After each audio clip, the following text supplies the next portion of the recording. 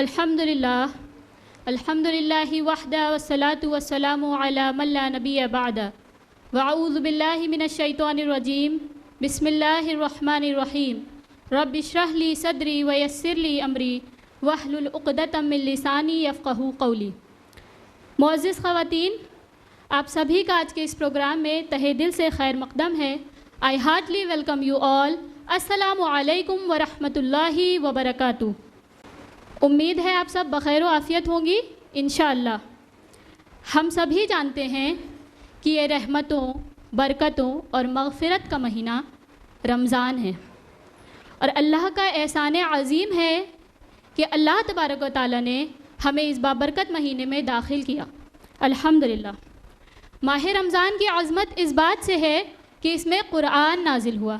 तो आइए हम भी अपने प्रोग्राम का आगाज़ तिलावत क़ुरआन से करें।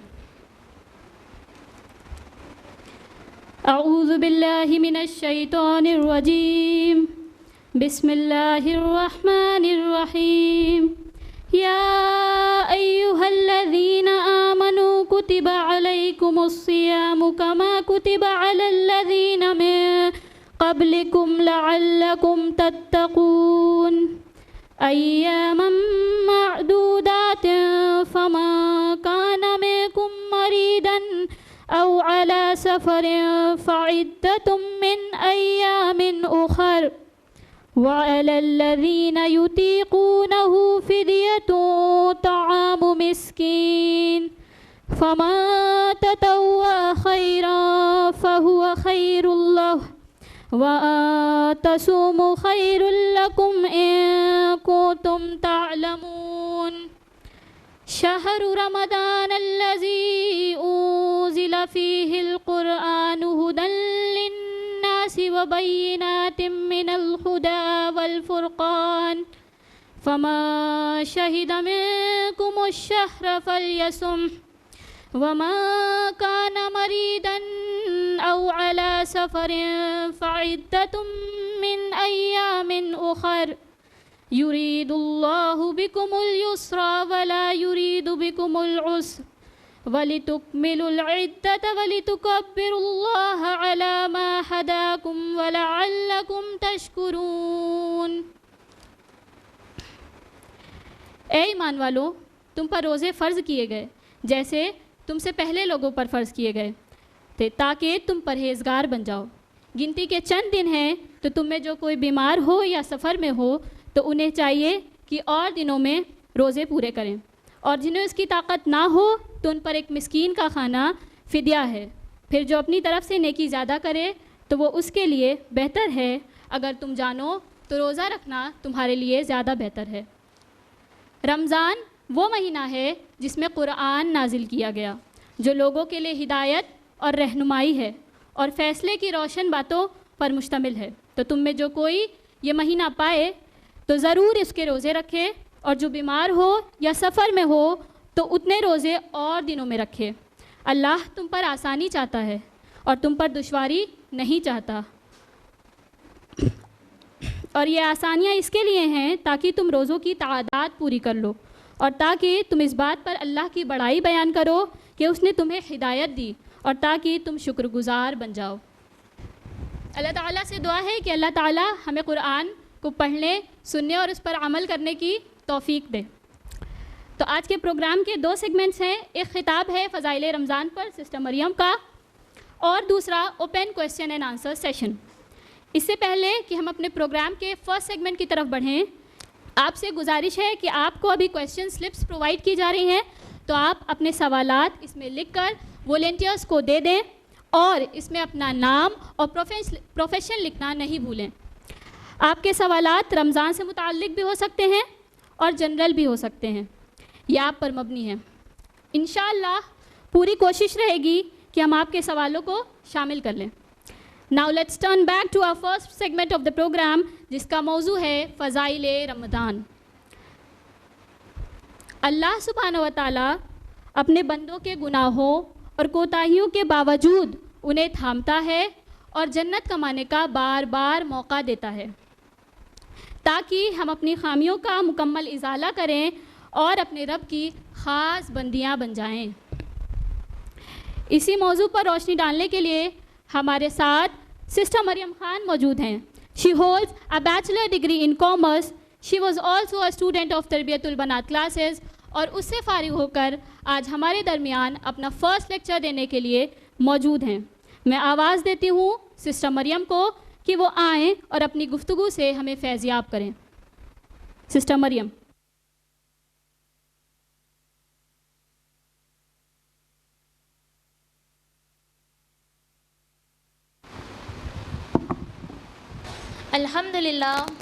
अल्हम्दुलिल्लाहि रब्बिल आलमीन वस्सलातु वस्सलामु अला रसूलिहिल करीम व अला आलिहि व अस्हाबिहि अजमाइन अम्मा बाद अऊज़ु बिल्लाहि मिनश शैतानिर रजीम बिस्मिल्लाहिर रहमानिर रहीम या अय्युहल्लज़ीना आमनू कुतिबा अलैकुमुस्सियामु कमा कुतिबा अलल्लज़ीना मिन क़ब्लिकुम लअल्लकुम तत्तक़ून वअऊज़ु बिल्लाहि मिनश शैतानिर रजीम बिस्मिल्लाहिर रहमानिर रहीम रब्बि इश्रह ली सदरी व यस्सिर ली अमरी वहलुल उक़दतम मिन लिसानी यफ़क़हू क़ौली।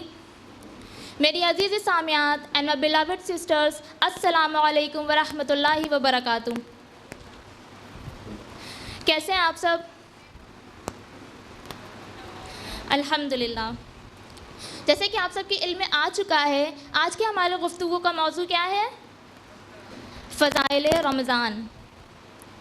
सबसे पहले हम अल्लाह सुब्हानहू तआला का शुक्र अदा करते हैं कि अल्लाह सुब्हानहू तआला ने एक बार फिर अपने फ़ज़्ल करम से हमें रमज़ान का महीना अता किया। We thank and praise Allah सुब्हानहू तआला to allow us to witness another month of Ramzan in our life. और सुम्मा अल्हम्दुलिल्लाह, अल्लाह के फ़ज़्ल करम से हम और आप रमज़ान का पहला अशरा गुजार चुके हैं और दूसरे अशरे में दाखिल होने को हैं। अल्हम्दुलिल्लाह। अगर हम लोग याद करें तो न जाने कितने लोग ऐसे थे जो पिछले रमज़ान हमारे साथ थे लेकिन इस बार वो हमारे साथ नहीं हैं। न जाने कितने लोगों के माँ बाप, भाई बहन, रिश्तेदार जो पिछले रमज़ान उनके दरमियान थे लेकिन इस बार अल्लाह के हुक्म से वो उनके साथ नहीं हैं। We don't know that which Ramzan would be our last Ramzan. ज़िंदगी की कोई गारंटी नहीं है। हम नहीं जानते कि कब हमारी मौत का वक्त आ जाए। इसी तरह रमज़ान में दाखिल होना और पूरे रमज़ान को गुजारने की जो ब्लेसिंग है हमें सिर्फ अल्लाह सुब्हानहू तआला की तरफ से मिलती है। और जैसा कि आप सब जानते हैं कि आधा रमज़ान गुजरने को है और ऐसे ही पूरा रमज़ान गुजर जाएगा, तो हमें और आपको ये कोशिश करनी है कि इन बचे हुए दिनों को हम बेहतरीन तरीक़े से गुजारें। We should strive to make it our best days of Ramzan. There is still hope if we have fallen short these days. जो कमियां और कोताहियां हमसे पिछले गुज़रे दिनों में रह गई हैं उन्हें हमें अपने आगे दिनों में पूरी करने की कोशिश करनी है। हमें अपना बेस्ट देना है, इसका इरादा हमें आज और अभी से करना है। डू नॉट गिव अप और lose hope, rather we should keep striving to make it our best Ramzan and get huge blessings and rewards from Allah सुब्हानहू तआला इंशाअल्लाह। अल्लाह सुब्हानहू तआला का बड़ा करम और उसका एहसान है कि उसने रमज़ान के महीने में बंदों के लिए, मोमिनों के लिए बड़ी फ़जीलत रखी है। इसी महीने में अल्लाह सुब्हानहू तआला ने हमारे दिल और दिमाग, हमारे जिस्म व रूह को सुकून और सच्ची खुशी हासिल करने का बेहतरीन ज़रिया बनाया है। असलाफ़ के बारे में आता है कि जब रमज़ान गुज़र जाता था तो 6 महीने तक अपनी इबादत की कबूलियत के लिए अल्लाह रब्बुल इज़्ज़त से दुआ किया करते थे और बाकी के 6 महीने में रमज़ान की आमद और उसमें अपनी एग्जिस्टेंस यानी अपनी हुजूरी की दुआ किया करते थे। अगर हम देखें तो नबी करीम सल्लल्लाहु अलैहि वसल्लम, सहाबा इकराम और सहाबियात का तो ये तरीक़ा था कि वो लोग 6 महीने पहले से ही अल्लाह से दुआ करना शुरू कर देते थे, जो कि बहुत मारूफ़ दुआ है और आपको याद भी होगी। वो क्या है? अल्लाहुम्मा बल्लिग़ना रमज़ान, कि अल्लाह हमें रमज़ान तक पहुँचा। लेकिन अफसोस हमें और आपको 6 महीने पहले उसका ख़याल तक नहीं आता। लेकिन नबी सल्लल्लाहु अलैहि वसल्लम, सहाबा इकराम और सहाबियात तो 6 महीने पहले से ही दुआ करना शुरू कर देते थे। ऐसा क्यों? क्योंकि वो जानते थे इस महीने की अहमियत को, इस महीने की फ़जीलत को, उसकी हकीकत को। Ramzan is the blessed month in which Allah सुब्हानहू तआला revealed the holy Quran. Ramzan ही वो महीना है जिसमें कुरान नाजिल किया गया, हम इंसानों पर आसमानी दुनिया से उतारा गया, नाजिल किया मोहम्मद सल्लल्लाहु अलैहि वसल्लम के ब्लेस्ड हार्ट पर। जैसे कि अल्लाह सुब्हानहू तआला ने ख़ुद कुरान में वाज़ेह तौर पर फरमाया, सूरह बकरा सूरह नंबर 2 आयत नंबर 185 में, शहरु रमदान अल्लज़ी उन्ज़िला फ़ीहिल क़ुरआन हुदल लिन्नास व बय्यिनातिन मिनल हुदा वल फ़ुरक़ान, कि रमज़ान ही वो महीना है जिसमें क़ुरआन नाजिल किया गया, जो लोगों के लिए हिदायत और रहनुमाई है, हक़ और बातिल में फ़र्क करने वाला है। इसी महीने में हमें क़ुरआन दिया गया हमारे लिए हिदायत बनाकर हमारे रब की तरफ से। तो फिर ये हमारे लिए बहुत सादत की बात है कि अल्लाह सुब्हानहू तआला ने हमें ये महीना अता किया और क़ुरआन भी। तो फिर क्यों ना हमारी ये कोशिश होनी चाहिए कि हम अपनी लाइफ को, अपने टाइम को और अपने डेली रूटीन को ऐसा एडजस्ट करें कि हम रमज़ानुल मुबारक से ज़्यादा फ़ायदा उठा सकें, अपने गुनाहों की अपने रब से बख्शिश करा सकें, हमारा रब हमारे गुनाहों को माफ़ करके हमसे राज़ी हो जाए इंशाअल्लाह। लेकिन जैसे ही रमज़ान का लफ्ज़ हमारे दिमाग में आता है तो हम क्या सोचते हैं? जैसे ही रमज़ान का लफ्ज़ हम सोचते हैं तो हम उसके बारे में क्या सोचते हैं कि रमज़ान आ रहा है तो हमें क्या करना है? हमें रोज़े रखने हैं, कुरान पढ़ना है, सहरी और इफ्तारी की तैयारी करनी है, उसमें तरह तरह की डिशेस बनानी, तो उसकी ख़रीदारी भी करनी है। बस हमारी नज़र में रमज़ान की तैयारी ऐसी होती है। लेकिन क्या रमज़ान का महीना इसीलिए आता है? जी नहीं। रमज़ान का ये महीना जो हमारे दरमियान है वो अपने साथ कौन सा अहकाम लेकर आया है? अल्लाह का कौन सा हुक्म लेकर आया है? रोज़े का हुक्म लेकर आया है। अल्लाह सुब्हानहू तआला ने हम पर रमज़ान के रोज़े फ़र्ज़ किए हैं। जैसे कि अल्लाह सुब्हानहू तआला ने कुरान में फ़रमाया, सूरह बकरा सूरह नंबर 2 आयत 183 में, या अय्युहल्लज़ीना आमनू कुतिबा अलैकुमुस्सियामु कमा कुतिबा अलल्लज़ीना मिन क़ब्लिकुम लअल्लकुम तत्तक़ून, कि ए ईमान वालो, तुम पर रोज़े फ़र्ज़ किए गए हैं जैसे तुमसे पहले के लोगों पे फ़र्ज़ किए गए थे, ताकि तुम परहेज़गार बन जाओ, मुत्तक़ी बन जाओ। रोज़ा क्या है ये हम और आप बहुत अच्छे से जानते हैं अल्हम्दुलिल्लाह। लेकिन इसका मकसद क्या है? अल्लाह सुब्हानहू तआला को हमें भूखा रखना, प्यासा रखना और रोज़े के दौरान जिस्मानी ख्वाहिशात से परहेज़ करना, सिर्फ ये मकसद तो नहीं है। हालांकि ये सब चीज़ें हलाल है हमारे लिए। असल में तो हमारा रब अल्लाह रब्बुल इज़्ज़त ये चाहता है कि इसके ज़रिए हमारे अंदर क्या आए? हमारे अंदर तक़वा आए, हम परहेज़गार बन जाएं, मुत्तकी बन जाएं। जैसे कि अल्लाह ने आगे फ़रमाया, लअल्लकुम तत्तक़ून, ताकि तुम्हारे अंदर तक़वा पैदा हो सके। तो ये तक़वा क्या है? तक़वा इस्लामिक स्कूल? जी नहीं। जैसे कि आप बखूबी जानते होंगे कि तक़वा का माना क्या होता है, और इस लफ्ज़ से आप अच्छे से वाकिफ़ भी होंगे। तक़वा मीन्स अल्लाह's कॉन्शियसनेस। तक़वा का माना होता है बचना, और किससे बचना? अल्लाह सुब्हानहू तआला की नाफरमानी से बचना, उसकी नाराज़गी से बचना। जैसे कि हदीस में आता है कि हज़रत उमर रज़ियल्लाहु तआला अन्हु उबई इब्न काब रज़ियल्लाहु तआला अन्हु से सवाल करते हैं कि ये तक़वा क्या है? तो उबई इब्न काब रज़ियल्लाहु तआला अन्हु उनसे उल्टा सवाल करते हैं और पूछते हैं कि तुम उस रास्ते से कैसे गुज़रते हो जिसमें बहुत कांटे वगैरह हों? तो हज़रत उमर रज़ियल्लाहु तआला अन्हु जवाब देते हैं कि मैं अपने कपड़ों को बहुत संभाल कर, बहुत समेट कर वहाँ से गुज़रता हूँ, ताकि वो मुझे चुभे ना, हर कांटों से बचता हूँ। तो उबई इब्न काब रज़ियल्लाहु तआला ने फरमाया कि यही है तक़वा, ख़ुद को हर गुनाहों से, बुराइयों से और अल्लाह की नाफरमानी से बचाना। तक़वा तो ये है कि हम कहीं भी चले जाएं, पब्लिक में हो या अकेले में, घर में हो या बाहर, खुली जगह पे हो या कोई छुपी जगह पे, हम कहीं भी चले जाएं, हमारा रब हमें देख रहा है। हमें ये हमेशा याद हो कि हमारा रब हमें देख रहा है। He is watching us, he is अल बसीर, वो सब कुछ देखने वाला है। इवन अल्लाह हमारे दिल की बातों से भी वाकिफ़ है। इसी तरह जब हम रोज़ा रखते हैं तो हमारा रब हमें देख रहा होता है। हमने रोज़ा कैसे रखा है, हमारी इंटेंशन कैसी है, कितना इखलास है इसमें, क्योंकि तक़वा की जो मिराज है वो इखलास है, प्योरिटी ऑफ इंटेंशन है। हमने रोज़ा अल्लाह के लिए रखा है या दुनिया को बताने के लिए? हमने रोज़ा कैसे रखा है, किस नीयत से रखा है, अल्लाह सब देख रहा है, वो सब जानता है। तक़वा के बारे में ये कहा गया कि इसका मकाम दिल है। नबी सल्लल्लाहु अलैहि वसल्लम फरमाते हैं कि हमारे ये जो दिल है ये हमारी बॉडी का सबसे इम्पॉर्टेंट पार्ट है, और ये भी फरमाया कि अब हमारे बॉडी में एक ऐसा हिस्सा है जो कि जब सही रहे तो पूरी बॉडी सही रहती है, और जब ये ख़राब हो जाए तो हमारी पूरी बॉडी ख़राब हो जाती है, और वो हिस्सा क्या है? हमारा दिल। ये जो तक़वा है, अल्लाह सुब्हान ताला की मोहब्बत है, उसका डर है, अमल सालेह करने की कोशिश है, गुनाहों से बुराइयों से बचने का जज्बा है, ये सब कुछ जो पैदा होता है ये हमारे दिल के अंदर पैदा होता है। तो ये जो रमज़ानुल मुबारक का महीना आया है हमारे दरमियान है, ये असल में हमारे दिल की दुनिया को बदलने का महीना है। हम अल्लाह सुब्हान ताला से कितना डरते हैं, उसकी कितनी फर्माबरदारी करते हैं, रसूलुल्लाह सल्लल्लाहु अलैहि वसल्लम से कितनी मोहब्बत करते हैं, उनकी कितनी इताअत करते हैं, आखिरत की कितनी फ़िक्र करते हैं, इन सब चीज़ों का जायज़ा लेने का महीना है। अपनी ज़िंदगी सुधारने और आखिरत संवारने का जज्बा पैदा करने का महीना है।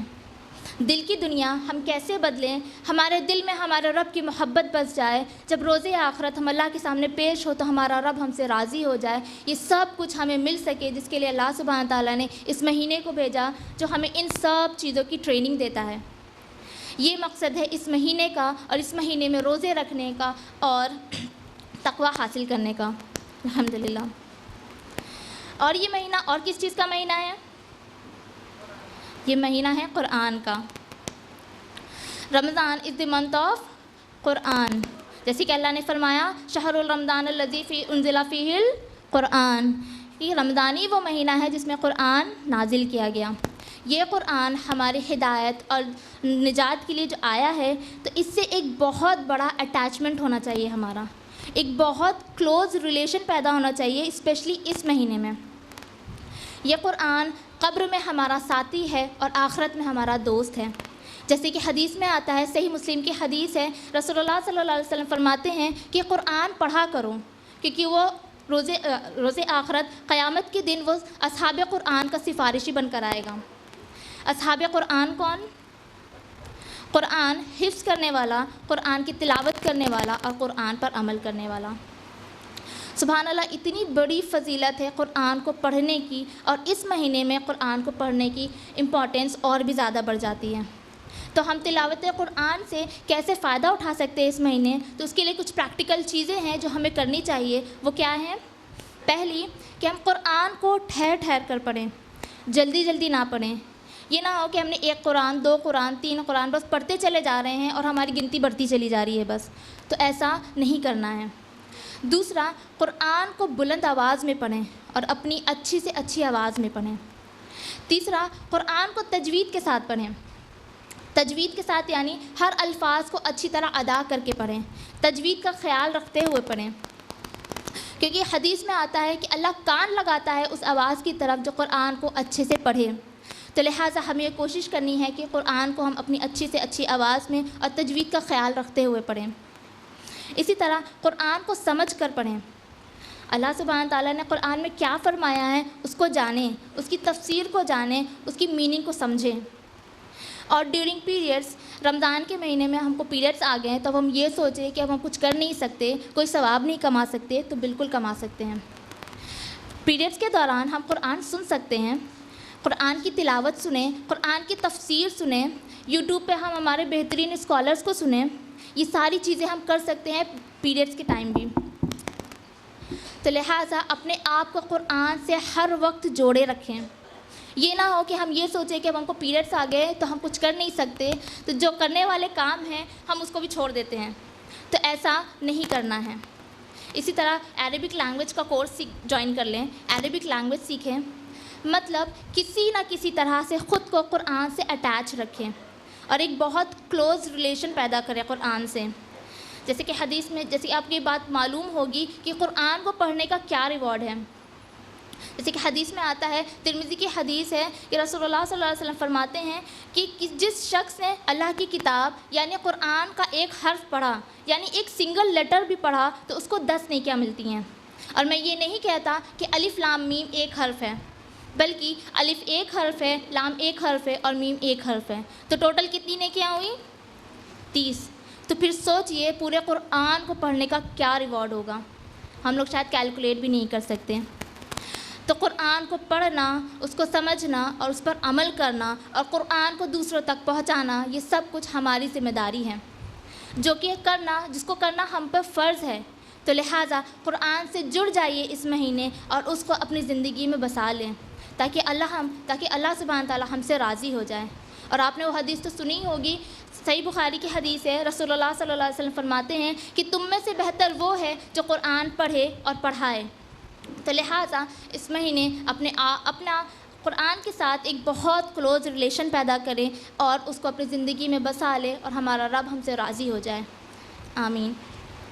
तो हमें ज़्यादा से ज़्यादा इस महीने अल्लाह सुब्हान ताला की बेहतरीन से बेहतरीन इबादत करनी है और खूब सारी नेकियां कमाना है इंशाअल्लाह। और जब बात हो रही है नेकियों की और ख़ास तौर पर इस महीने में नेकी करने की, तो एक और ऐसी नेकी है जो अल्लाह के नज़दीक बहुत काबिल कबूल है और उसको हमें इस महीने बहुत ज़्यादा करना चाहिए। वो कौन सी नेकी है? इन्फ़ाक़ फ़ी सबीलिल्लाह means spending in the way of Allah की राह में ख़र्च करना। जैसे कि अल्लाह सुब्हान ताला ने सूरह बकरा की 3री आयत के आखिर में फ़रमाया व मिम्मा रज़क़नाहुम युनफ़िक़ून, कि हमारे दिए हुए गए रिस्क में से खर्च करते हैं। आज जो हमारे पास मालो दौलत है वो किसकी दी हुई नेमत है? बेशक अल्लाह सुब्हान ताला की। तो हमें ये जो मालो दौलत है उसे अल्लाह की राह में भी लगाना है, उसे खर्च करना है। इन्फ़ाक़ ऐसे तो आम दिनों में भी करना ज़रूरी है, हमें आम दिनों में भी अल्लाह की राह में ख़र्च करते रहना चाहिए, उसका अपना अजर व सवाब है। लेकिन पर्टिकुलरली रमज़ान के महीने में इन्फ़ाक़ करना उसकी इम्पॉर्टेंस बहुत ज़्यादा है। रमज़ान के महीने में इसकी शिद्दत और ज़्यादा बढ़ जानी चाहिए। इसकी इम्पॉर्टेंस को हम एक एग्ज़ाम्पल से समझते हैं कि जैसे एक तरफ हमारी वो नमाज़ें हैं जो हम अपने घरों में पढ़ते हैं और वहीं एक तरफ हमारी वो नमाज़ें हैं जो हम मक्का में पढ़ते हैं, हरम में पढ़ते हैं। हरम की नमाज़ों में जो बंदाए मोमिन की कैफ़ियत होती है, उसके दिल का जो हाल होता है, अल्लाह की मौजूदगी का जो एहसास होता है, खुशू और खुदू होता है, वो ऐसे नॉर्मल जगह पे हमारी नमाज़ों की कैफ़ियत नहीं होती। इसी तरह आम दिनों में भी हमें इन्फ़ाक़ जो करते हैं उसका अपना अजर व सवाब है, लेकिन रमज़ान के महीने में इन्फ़ाक़ करने की इम्पॉर्टेंस बहुत ज़्यादा बढ़ जाती है। तो लिहाजा हमें इस महीने खूब सारा अल्लाह की राह में ख़र्च करने का एहतमाम करना है इंशाअल्लाह। इन्फ़ाक़ हम 2 तरीके से करते हैं, ज़कात और सदक़ात, obligatory charity and voluntary charity. तो ज़कात क्या है ये हम बहुत अच्छे से समझते होंगे। आप में से अक्सर लोग कई सालों से ज़कात निकालते चले आ रहे होंगे, क्योंकि ज़कात अदा करना इस्लाम के 5 फंडामेंटल पिलर्स में से एक पिलर है। हम लोग ये बेहतर जानते हैं कि जब कोई शख्स साहिब निसाब होता है, जब उसके पास 85 ग्राम्स गोल्ड से ज़्यादा की सेविंग्स हो और उस पर पूरा 1 साल गुजर जाए, तो उस पर 2.5% यानी 2.5% ज़कात देना फ़र्ज़ हो जाता है, राइट। लेकिन मैं आपका अटेंशन इस तरफ करवाना चाहूँगी, जो कि हमने बहुत मिसअंडरस्टूड किया है, कि हम ये समझते हैं कि हमें ज़कात रमज़ान में ही देना है, जबकि ये शरीयत के हिसाब से ये सही तरीक़ा नहीं है। शरई एतबार से हुक्म तो ये है कि जिस दिन भी हम साहिब निसाब हो गए, साहिब इस्तिताअत हो गए और उस पर 1 साल गुजर जाए, तो हमें ज़कात देना फ़र्ज़ हो जाता है। लेकिन हमारी सोसाइटी में क्या तरीक़ा है कि हम ये समझते हैं कि हमें ज़कात सिर्फ रमज़ान के महीने में ही देनी है, फिर वो जो एलिजिबल डेट है हमारी ज़कात देने की वो निकल क्यों ना गई हो। You know what? You can pay zakat in any of the month in a year if you become liable to pay it. It is not necessary to pay in Ramadan only. Zakat means to purify. zakat का माना क्या होता है? पाक करना। जब अपने माल की ज़कात निकाल कर दे देते हैं तो हमारा माल क्या हो जाता है? पाक हो जाता है। इस बात को हम बहुत अच्छे से समझते होंगे। ज़कात हर बालिग मुसलमान means after the age of puberty हर बालिग मुसलमान पर फ़र्ज़ है कि अगर वो साहिब इस्तिताअत है तो वो ज़कात अदा करे।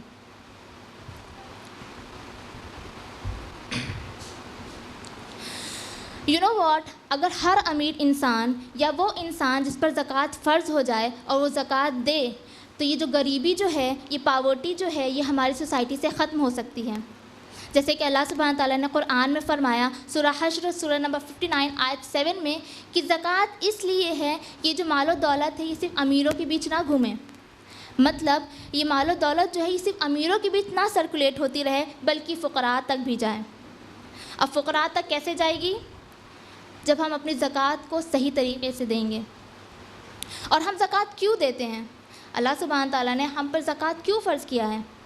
ताकि ज़कात देने से हमारे दिल से माल की मोहब्बत निकल जाए, क्योंकि हमारे दिल में माल की मोहब्बत बहुत ज़्यादा होती है, इसे कोई इनकार नहीं कर सकता।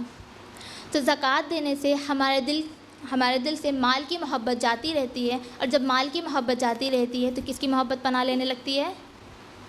अल्लाह सुब्हान ताला की। हमारे दिल में अल्लाह की मोहब्बत और आखिरत की फ़िक्र आ जाती है। तो लिहाजा हमें ज़कात को उसके सिस्टम के हिसाब से हमें ज़कात अदा करनी है इंशाअल्लाह। ज़कात का जो इज्तिमाई निज़ाम है वो ये नहीं है कि हम हर साल एक आदमी को ज़कात देते रहें और वो हर साल हमारे पास आता रहे, हमारे आगे हाथ फैलाता रहे, मांगता रहे, उसकी जो ज़िंदगी में, उसकी वे ऑफ लिविंग में कोई इम्प्रूवमेंट ना हो। बल्कि ज़कात देने का हुक्म तो ये है कि जो गरीबी जो है, जो गुर्बत जो है, ज़कात देने से उसकी गरीबी और गुर्बत को दूर किया जा सके। उम्मत में कोई गरीब इंसान बाकी ना रह जाए, हर कोई इस काबिल बन सके कि वो खुद ज़कात देने वाला बन जाए। और अगर हम ऐसा नहीं करते तो हमने ज़कात का हक़ ही अदा नहीं किया, ज़कात का असल मकसद ही पूरा नहीं किया। तो लिहाजा हमें ज़कात का इज्तिमाई निज़ाम कायम करने की कोशिश करनी होगी। उसका जो एक्चुअल सिस्टम है और उसका मोटिव है, उसे इस्टेब्लिश करने का हमारा और आपका मकसद होना चाहिए। कुरान में अल्लाह सुब्हान ताला ने ऐसे लोगों के बारे में फ़रमाया जिनको हमें अपनी ज़कात देना हमारी ड्यूटी है। कुरान में अल्लाह सुब्हान ताला ने सूरह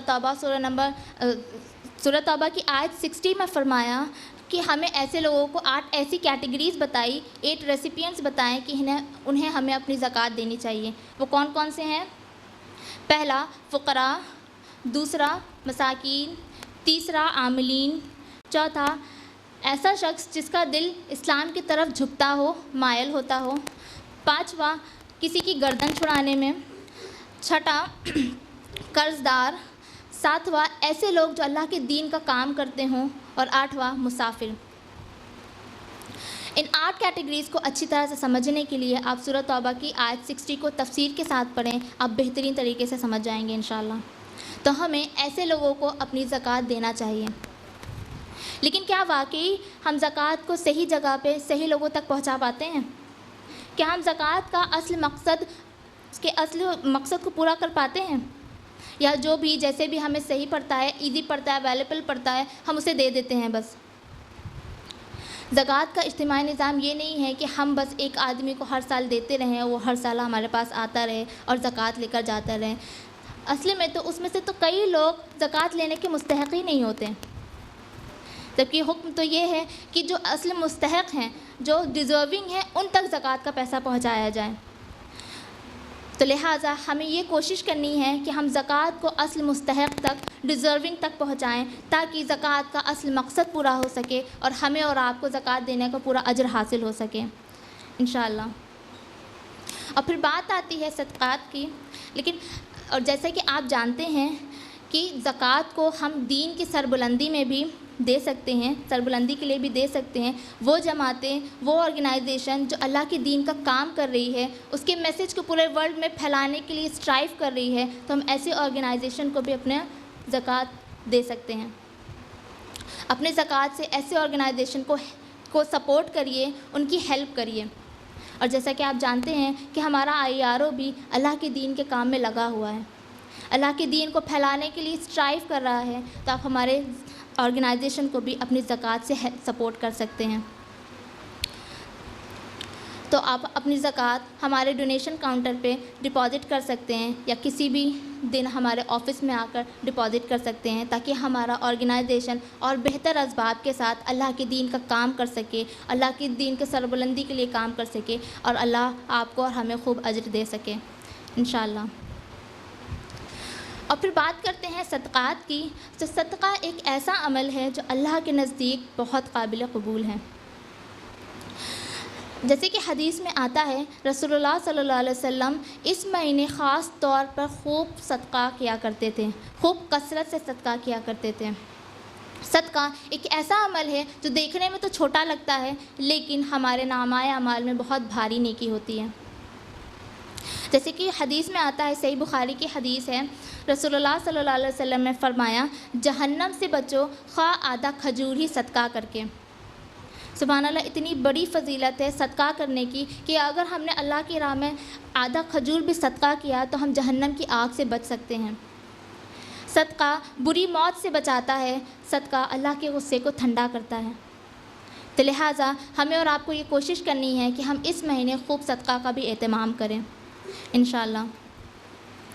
और अब बात करते हैं उस अज़ीम रात की जिससे मुताल्लिक़ अल्लाह सुब्हान ताला ने क़ुरआन में एक पूरी सूरा नाजिल की है। अब वो कौन सी रात है? लैलतुल क़द्र, the night of power, the night of decree. जब रमज़ान का आखिरी अशरा शुरू होता है, यानी जब रमज़ान के आखिरी के 10 दिन बाकी रह जाते हैं, तो उन 10 दिनों में से एक ऐसी रात होती है जो 1000 महीनों की इबादत से अफजल है। जैसे कि हदीस में आता है, सही बुखारी की हदीस है, रसूलुल्लाह सल्लल्लाहु अलैहि वसल्लम फरमाते हैं कि जिस शख्स ने रमज़ान के रोज़े ईमान और एहतिसाब यानी अजर और सवाब की नीयत के साथ रखे तो अल्लाह उसके पिछले तमाम गुनाह माफ़ कर देता है।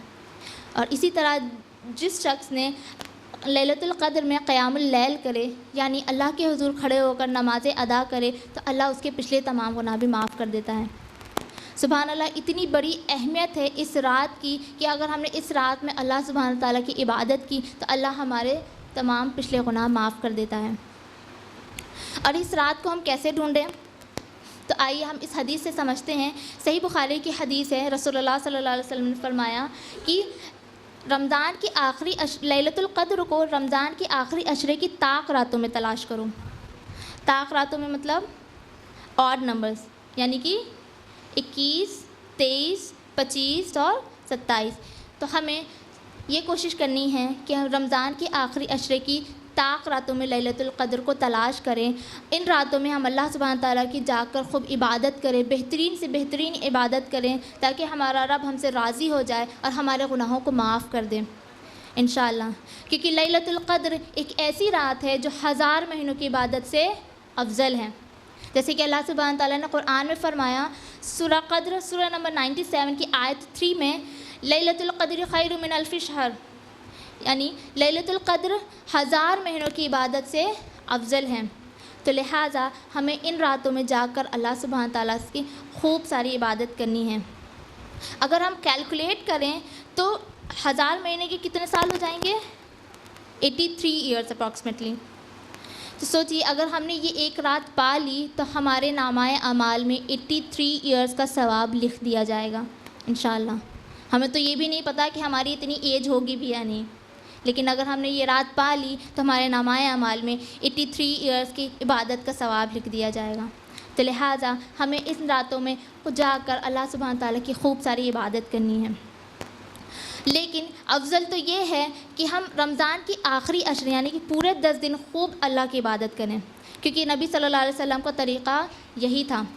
क्योंकि हदीस में आता है, सही बुखारी की हदीस है, आयशा रज़ियल्लाहु तआला अन्हा रिवायत करती हैं कि रसूलुल्लाह जैसे ही रमज़ान का महीना शुरू होता, रमज़ान का आखिरी अशरा शुरू होता, तो नबी सल्लल्लाहु अलैहि वसल्लम अपना तहबंद यानी अपनी कमर पूरी तरह कस लेते और फिर पूरी रात जाकर अल्लाह की खूब इबादत किया करते थे। और सिर्फ खुद ही नहीं, आप पूरे घर वालों को भी जगाया करते थे इन अजीम रातों में अल्लाह की इबादत करने के लिए। अपनी कमर पूरी तरह कस लेते थे। इससे क्या मुराद है? इससे ये मुराद है कि आप रसूलुल्लाह सल्लल्लाहु अलैहि वसल्लम डबल एक्टिव हो जाया करते थे और ज़्यादा एक्टिव हो जाया करते थे, और इन रातों में जाग कर आप अल्लाह की बेहतरीन से बेहतरीन इबादत किया करते थे। और सिर्फ खुद ही नहीं, आप पूरी फैमिली को भी जगाया करते थे अल्लाह की इबादत करने के लिए। तो लिहाजा हमें भी ये कोशिश करनी है कि हम भी इन रातों में पूरी रातों में जाग कर अल्लाह की बेहतरीन इबादत करें, अपने गुनाहों की, अपनी गलतियों की मग़फ़िरत तलब करें ताकि हमारा रब हमको माफ़ कर दे और हमसे राज़ी हो जाए इंशाअल्लाह। और लैलतुल क़द्र में ख़ुसूसन एक दुआ जो आप सल्लल्लाहु अलैहि वसल्लम ने हमें सिखाई है, वो कौन सी है? अल्लाहुम्मा इन्नका अफ़ून तुहिब्बुल अफ़्व फ़अफ़ु अन्नी। तो लिहाजा इन रमज़ान की इन आखिरी अशरों की 10 दिनों में इस दुआ को खूब पढ़ने का एहतमाम करें, इस दुआ को खूब कसरत के साथ पढ़ें ताकि अल्लाह हमको माफ़ कर दें। क्योंकि कितना बेहतरीन तरीक़ा है अपने गुनाहों की मग़फ़िरत तलब करने का अल्लाह से कि अल्लाह तू बहुत माफ़ करने वाला है और तू माफ़ करने को पसंद करता है, तो लिहाजा हमें माफ़ कर दें। तो हमें इन रमज़ान के आखिरी अशरे में इस दुआ का खूब एहतमाम भी करना है इंशाअल्लाह। और जब हम एक पूरा महीना अल्लाह की बेहतरीन से अल्लाह का क़ुरबत इख्तियार कर लेते हैं, एक पूरा महीना अल्लाह की खूब बेहतरीन इबादत करते हैं, उससे करीब हो जाते हैं और हमारे दिल में तक़वा आ जाता है, हम कुरान से जुड़ जाते हैं, तब फिर हमारा रब हमें एक ऐसी बड़ी खुशी से नवाजता है। यानी एक पुरमुशक्क़त महीना गुज़रा जिसमें हमने अल्लाह की बेहतरीन इबादत की, अल्लाह के करीब हो सके, तो अल्लाह फिर हमें एक खुशी के दिन से नवाजता है। और किस शक्ल में? ईद की शक्ल में। ईद एक खुशी का दिन है, एक रूहानी खुशी मिलती है हमको कि हमने पूरे एक महीने अल्लाह के हुक्म से रमज़ान के रोज़े रखें, अल्लाह की बेहतरीन इबादत कर सकें, सदका खैरात कर सकें। ईद का दिन अल्लाह की तरफ से इनाम का दिन होता है। इस दिन हम अल्लाह सुब्हान ताला का शुक्र अदा करते हैं कि उसने हमें हिदायत दी, ताकत दी, तौफ़ीक़ दी कि हम उसके हुज़ूर खड़े होकर उसकी इबादत कर सकें, रोज़े रख सकें। अगर अल्लाह हमें ताकत ना देता तो क्या हम रोज़ा रख पाते? नहीं रख पाते। तो हम अल्लाह का शुक्र अदा करते हैं कि अल्लाह ने हमें ये हिदायत दी, ताकत दी, सेहत दी। और इस दिन हम क्या करते हैं? हम 2 रकअत नमाज अदा करते हैं ईद की। ये नमाज ख़वातीन पर वाजिब नहीं है, वो चाहे तो पढ़ सकते हैं, लेकिन मर्दों पर वाजिब है। तो ये 2 रकअत नमाज हम अदा करते हैं। एक तरह की शुक्राने की नमाज होती है कि अल्लाह ने हमें तौफ़ीक़ दी कि हम रमज़ान के महीने में रोज़े रख सकें, उसकी इबादत कर सकें। और जब हम शुक्र अदा करते हैं तो उसके साथ कुछ ज़िम्मेदारियाँ भी हम पे आ जाती हैं, और वो क्या हैं? सदक़ाए फ़ित्र। इस्लामी तालीम के मुताबिक ईद की नमाज से पहले घर के हर शख्स के, यानी कि बड़े, बच्चे, मर्द या औरत, सब की तरफ से एक तयशुदा अमाउंट गरीबों और मोहताजों को दिया जाता है। और इसका मकसद क्या है? ताकि इस दिन, ईद के दिन, कोई भी खाने पीने या खुशी मनाने से महरूम ना रह जाए। और ये सदक़ाए फ़ित्र हम इसलिए देते हैं, हमें ईद की नमाज से पहले इसको देना मतलब ज़रूरी है ताकि हमारे रोज़े अल्लाह की बारगाह में कबूल हो सकें। अगर हम दीगर मज़ाहिब को देखें तो उन मज़ाहिब में क्या होता है कि वो लोग खुशियाँ कैसे सेलिब्रेट करते हैं? वो सिर्फ़ अपने तक महदूद रखते हैं। होली मना लिया, क्रिसमस मना लिया, तो सिर्फ़ अपने तक वो सेलिब्रेट करते हैं। लेकिन इस्लाम एक ऐसा दीन है जो हमें ये सिखाता है कि खुशी के दिन भी हम अपने उन भाई बहनों का ख्याल रखें जिनकी इस्तिताअत नहीं है खुशियाँ मनाने की, तो उन्हें भी हम अपनी खुशियों में शामिल करें, उनके साथ शेयर करें। अल्लाह सुब्हान ताला ने हमें अच्छे से अच्छा खाने और पहनने को दिया है, तो हम उनको भी दें ताकि वो भी अच्छे से अच्छा खा सके, पहन सके और इस दिन की खुशी को सेलिब्रेट कर सकें। सुभान अल्लाह, कितना बेहतरीन तरीक़ा है हमारे दीन में खुशी सेलिब्रेट करने का। और इस दिन हम और क्या कर सकते हैं? हमें और क्या करना चाहिए? हमें अल्लाह की किब्रियाई बयान करना चाहिए, अल्लाह की बड़ाई बयान करना चाहिए। और इसका मकसद क्या है? ताकि अल्लाह का कलमा हर तरफ बुलंद हो सके। उस दिन हर कोई ये देख ले कि आज ये जो खुशी का मौका हमें मिला है, ये किसकी तरफ से मिला है? बेशक अल्लाह सुब्हान ताला की तरफ से। तो हमें इस दिन अल्लाह सुब्हान ताला की बड़ाई बयान करनी है, उसकी किब्रियाई बयान करनी है। जैसे कि अल्लाह सुब्हान ताला ने ख़ुद सूरह बकरा की आयत 185 में फ़रमाया कि अल्लाह तुम्हारे साथ आसानी चाहता है, तुम्हारे साथ मुश्किल नहीं चाहता। और आगे फ़रमाया ताकि तुम अल्लाह की किब्रियाई बयान करो, और किब्रियाई बयान करो कि उसने तुमको हिदायत दी और तुम उसके शुक्रगुज़ार बन जाओ। तो लिहाजा हमें इस दिन अल्लाह की खूब बड़ाई बयान करनी है, उसकी किब्रियाई बयान करनी है। और जो वज़ाइफ़ हैं इस महीने के करने की, वो क्या उस दिन पढ़ने के वो क्या हैं? अल्लाहु अकबर, अल्लाहु अकबर, अल्लाहु अकबर, ला इलाहा इल्लल्लाहु, अल्लाहु अकबर, अल्लाहु अकबर वलिल्लाहिल हम्द। तो लिहाजा इन तकबीरात को ईद के दिन पढ़ने का एहतमाम करें। ईद का दिन एक सेलिब्रेशन का दिन है, और हमारे दीन में जब भी हमें कोई खुशी का मौका मिलता है, कोई फ़तह या कामयाबी हासिल होती है, तो उसको सेलिब्रेट करने का ये तरीक़ा नहीं है कि हम पटाखे छुड़ाएं या गाना बजाना करें।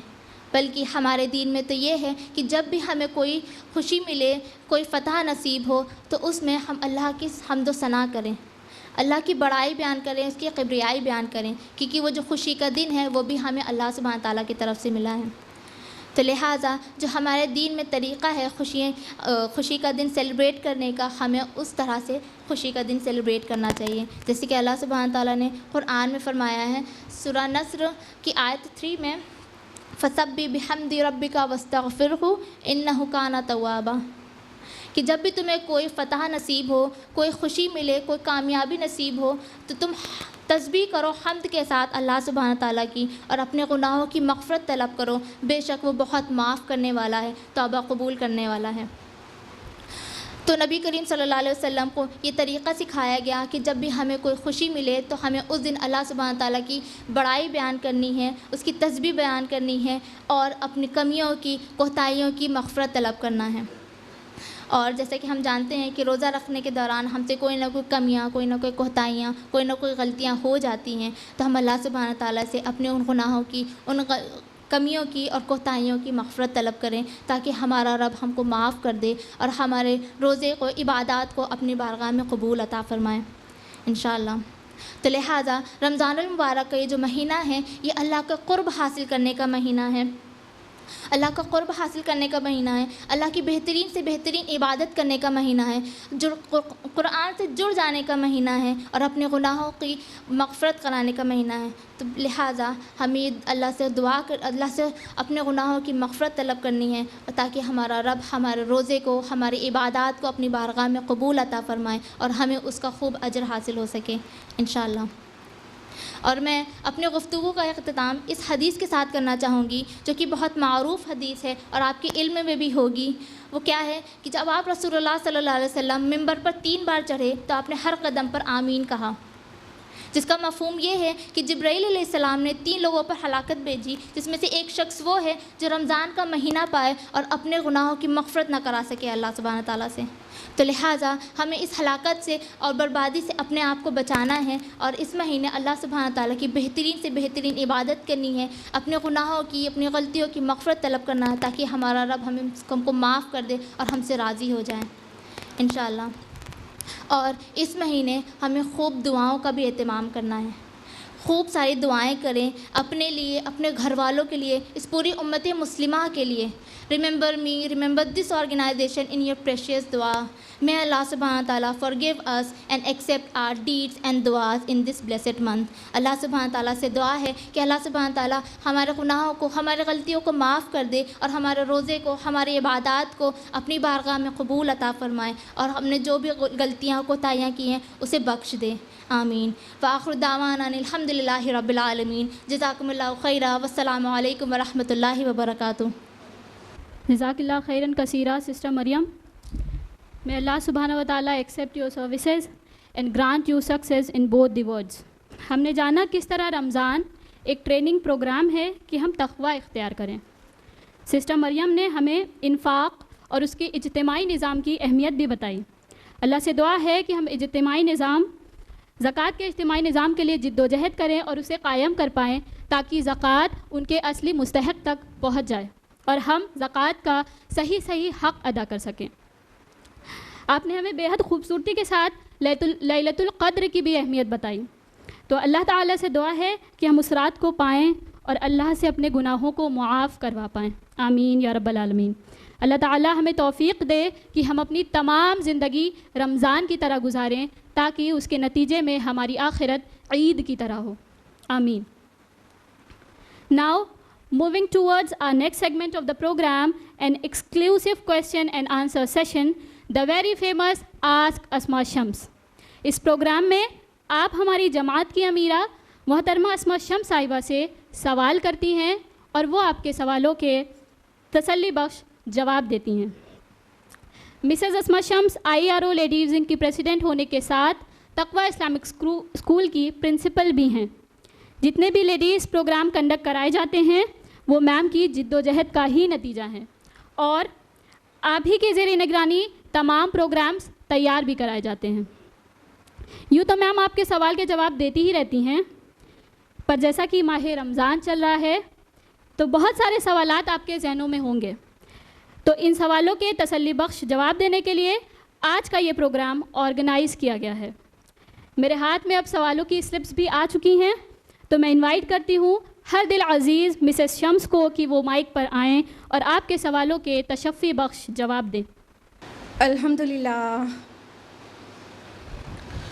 अल्हम्दुलिल्लाहि वहदा वस्सलातु वस्सलामु अला मन ला नबिय्य बअदा वअऊज़ु बिल्लाहि मिनश शैतानिर रजीम बिस्मिल्लाहिर रहमानिर रहीम उदउ इला सबीलि रब्बिका बिल हिकमति वल मौइज़तिल हसनति वजादिलहुम बिल्लती हिय अहसन बिस्मिल्लाहिर रहमानिर रहीम शहरु रमज़ान अल्लज़ी उन्ज़िला फ़ीहिल क़ुरआन हुदल लिन्नास व बय्यिनातिम मिनल हुदा वल फ़ुरक़ान बिस्मिल्लाहिर्रहमानिर्रहीम रब्बिश्रह ली सदरी व यस्सिर ली अमरी वहलुल उक़दतम मिन लिसानी यफ़क़हू क़ौली। मेरे अज़ीज़ सामियात, सवाल व जवाब के इस सेशन में आपका तहे दिल से खैर मक़दम है। अस्सलामु अलैकुम व रहमतुल्लाहि व बरकातुहू। तो आज के सेशन का पहला सवाल सिस्टर शफ़क़ की जानिब से है, जो कि बाय प्रोफेशन टीचर हैं। Is zakah payable on the land if it is acquired with the intention of reselling it in the future? If it is allowed, then when I shall give zakah? Okay, सवाल किया गया है कि क्या उस piece of the land fixed asset पर ज़कात payable होगी जो इस इंटेंशन के साथ, इस नियत के साथ ली गई है कि इसको फ़रोख्त कर दिया जाएगा, रीसेल कर दिया जाएगा, और अगर हाँ तो हमें ज़कात कब और कैसे पे करनी होगी।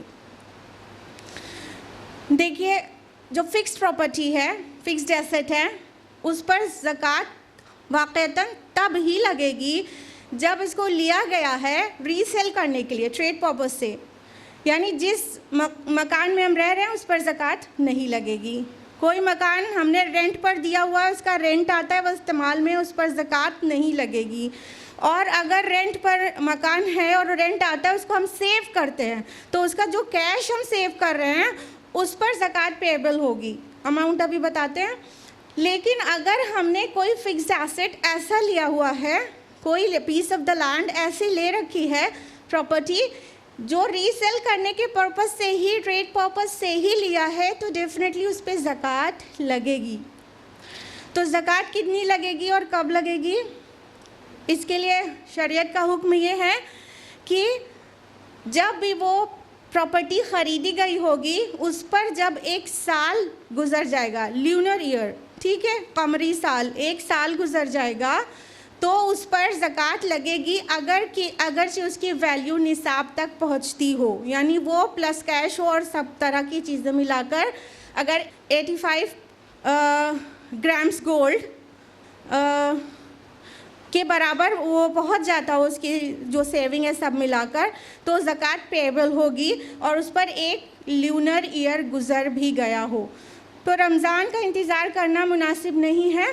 जब भी इंसान निसाब लेवल पर पहुंचा हो, निसाब लेवल ऑफ ज़का यही है 85 ग्राम्स गोल्ड के बराबर की सेविंग, जिसको 7.5 तोला सोना कहते हैं, गोल्ड से लेना ज़्यादा मुनासिब है। तो 85 ग्राम्स गोल्ड या 7.5 तोला सोना के बराबर की सेविंग होगी और उस पर एक कमरी साल गुज़र गया होगा, तो ज़कात 2.5% की रेट से पेएबल होगी। तो इस तरह से ज़कात अदा की जाएगी और जो प्रॉपर्टी रीसेल करने के लिए ली जाती है उस पर ज़कात पेएबल होती है। उम्मीद है जवाब आपको मिल गया होगा। जज़ाकल्लाह खैरन कसीरा मैम। नेक्स्ट सवाल भी रमज़ान के मुतालिक ही है। सवाल है, ज़कात किन पर फ़र्ज़ है? और ये सवाल किया गया है सिस्टर सफ़िया की जानिब से, जो कि बाय प्रोफेशन टीचिंग करती हैं। सवाल किया गया है कि ज़कात किस पर फ़र्ज़ है। ज़कात हर उस इंसान पर जो कि बालिग हो, आक़िल हो, मर्द हो या औरत, जिसके पास सेविंग 85 ग्राम्स गोल्ड के बराबर हो, 7.5 तोला सोने के बराबर सेविंग, इनकम पर ज़कात नहीं है, इस्तेमाल की चीज़ों पर ज़कात नहीं है। अगर आपके पास 5 करोड़ का मकान है जिसमें आप रहती हैं, उस पर ज़कात नहीं लगेगी। अगर आपके पास 2 करोड़ की गाड़ी है, इस्तेमाल में है, उस पर ज़कात नहीं लगेगी। सेविंग जो है, सेविंग पर ज़कात लगेगी। तो अगर किसी के पास इतनी वेल्थ है in the form of cash या गोल्ड या ट्रेड पर्पस की प्रॉपर्टी, सब चीज़ें मिलाकर अगर इतना अमाउंट ऑफ वेल्थ है जो कि 85 ग्राम्स गोल्ड के बराबर वैल्यू जिसकी आ जाती है और उस पर एक ल्यूनर ईयर गुजर गया है, तो फिर उन सभी लोगों के लिए ज़कात पेएबल होगी। अगर ल्यूनर ईयर अभी नहीं गुजरा है लेकिन निसाब लेवल तक पहुंच गया है इंसान, तो जब तक पे नहीं करना है जब तक ल्यूनर ईयर गुजर गया हो। तो अगर जिसके पास मुस्तकिल तौर पर सेविंग है तो वो सेविंग का अपना 1 महीने साल में 1 दिन मुकर्रर कर दे ताकि उस दिन वो ज़कात को अदा कर दिया करें। ध्यान रहे ज़कात का जो एसेंस है वो क्या है कि अल्लाह ताला जमा करने के लिए डिसलाइक करते हैं कि अगर माल बहुत ज़्यादा जमा रहेगा तो क्या होगा कि सोसाइटी में सर्कुलेट नहीं होगा, तो फिर एक तरफ अमीरी बढ़ती चली जाएगी और दूसरी तरफ गरीबी बढ़ती चली जाएगी। तो रुके हुए माल पर यानी सेविंग पर ज़कात है, ना कि इस्तेमाल की हुई चीज़ों पर। और ये डेफिनेटली इसलिए है ताकि सोसाइटी में इकोनॉमिक बैलेंस मेंटेन हो। जब माल निकल कर बाहर जाता है, चाहे कोई चीज़ भी आप ख़रीदें और अपने इस्तेमाल की ही ख़रीदें, माल निकल कर बाहर जाता है तो वो किसी ना किसी के घर तक पहुंचता है, यानी किसी को एम्प्लॉयमेंट मिलता है, किसी को प्रॉफिट मिलता है, किसी का चूल्हा जलता है। तो माल जब सोसाइटी में सर्कुलेट होता है तो फिर महंगी चीज़ें आपको इस्तेमाल करने पर कोई मसला नहीं है, लेकिन जब उसे इंसान जमा करके रखना शुरू कर देता है तो स्टैग्नेशन से सोसाइटी के दूसरे तबकात गरीब होते चले जाते हैं। तो इसलिए सेविंग पर ज़कात है और निसाब लेवल पर पहुंचने पर 1 ल्यूनर ईयर गुजर जाने पर। उम्मीद है जवाब आपको मिल गया होगा। जज़ाकल्लाह ma'am. Next question sister Iffat Bashir की तरफ से है, जो कि एक टीचर हैं। सवाल करती हैं, नबी सल्लल्लाहु अलैहि वसल्लम रमज़ान या गैर रमज़ान में टोटल 8 रकत नफिल पढ़ते थे, तो अगर हम 8 रकत तरावी पढ़ लें तो क्या तहज्जुद में एक्स्ट्रा नवाफिल पढ़ सकते हैं? बहन का सवाल है कि नबी सल्लल्लाहु अलैहि वसल्लम रमज़ान और गैर रमज़ान में 8 रकत नवाफिल पढ़ा करते थे, तो अगर हमने 8 रकत तरावी पढ़ रही है तो क्या तहज्जुद में हमें एक्स्ट्रा नफिल पढ़ सकते हैं कि नहीं? बहुत अच्छा सवाल है, प्रैक्टिकल सवाल है। सबसे पहले तो हमें ये नवाफिल और रात के नवाफिल का स्टेटस पता होना चाहिए कि एक्चुअली वो है क्या। देखिए, आम दिनों में जो हम रात में नमाज़ें पढ़ते हैं उसको यूजुअली क़यामुल लैल कहते हैं या तो फिर हम उसे तहज्जुद कहते हैं। और रात में एंड नाइट में इशा के बाद रमज़ान में जो हम नवाफिल पढ़ते हैं उसे यूजुअली हम तरावीह कहते हैं। अब हम ये जान लें कि नबी सल्लल्लाहु अलैहि वसल्लम की क्या सुन्नत थी रिगार्डिंग दिस। तो ये मुत्तफ़क़ुन अलैह रिवायत है और सही बुखारी में और मुस्लिम में दोनों में है। सही बुखारी के हवाले से हम आपको बता रहे हैं कि आयशा रज़ियल्लाहु ताला अन्हा फरमाती हैं कि नबी सल्लल्लाहु अलैहि वसल्लम की रात की नमाज 11 रकतों से ज़्यादा नहीं हुआ करती थी रमज़ान और गैर रमज़ान में। तो यहाँ पर बहन का सवाल है 8 रकत, असल में मुमकिना तौर पर उन्होंने वित्र को एक्सक्लूड करके नवाफिल की बात की है। और जो ये हदीस ज़ाहिर कर रही है कि नबी सल्लल्लाहु अलैहि वसल्लम 11 रकतों से ज़ायद नहीं पढ़ते थे रमज़ान और गैर रमज़ान में, इसमें वित्र को इंक्लूड करके मेंशन किया गया है। तो नबी सल्लल्लाहु अलैहि वसल्लम की क्या सुन्नत थी कि आप जब एंड नाइट में उठते थे, मतलब इशा पढ़कर आप सल्लल्लाहु अलैहि वसल्लम आराम फरमाते थे, सो रहते थे और एंड नाइट में उठते थे। एंड नाइट का मिक़दार क्या है वो आपके नॉलेज में है, सूरा मुज़्ज़मिल में आपने पढ़ा होगा कि आधी रात, आधी से कुछ कम या उस पर से कुछ ज़्यादा, ठीक है। तो ये रसूलुल्लाह सल्लल्लाहु अलैहि वसल्लम हाफ नाइट या हाफ से कुछ कम तो कर लें, अगर तो 1/3 रह जाती है, हाफ से कुछ बढ़ा लें तो 2/3 हो जाती है। ठीक, तो नबी सल्लल्लाहु अलैहि वसल्लम इतना रात का इतना बड़ा हिस्सा क़याम करते थे और आप सल्लल्लाहु अलैहि वसल्लम 11 रकअतें पढ़ते थे। तो 11 रकअतें जो पढ़ी जाती थी उसमें अगर 3 वित्र को अलग करेंगे तो हाँ वो 8 रकअतें बनती हैं। तो आप सल्लल्लाहु अलैहि वसल्लम का यही मामूल था। अब आम मुसलमानों के अमल में ये है कि वो तरावी को समझते हैं कि इशा के बाद जो नवाफिल पढ़ी जाती है बस वही तरावी है, और फिर तहज्जुद का जो उनका रेगुलर का कॉन्सेप्ट है कि फिर वो तो सो कर उठने के बाद जो पढ़ी जाती है वो तहज्जुद है। नहीं, वो दोनों सब के सब क़यामुल लैल है। लेकिन अगर आपने एंड नाइट में पढ़ने के बजाय तरावी को इशा के जस्ट बाद पढ़ लिया है, ध्यान रहे नबी सल्लल्लाहु अलैहि वसल्लम की सुन्नत तरावी पढ़ने की भी एंड नाइट में थी। ये हमारे प्रैक्टिस से बाहर है ज़्यादातर लोगों के। हम तो अल्हम्दुलिल्लाह एंड नाइट में ही पढ़ते हैं, सो कर उठ जाते हैं तब पढ़ते हैं तरावी।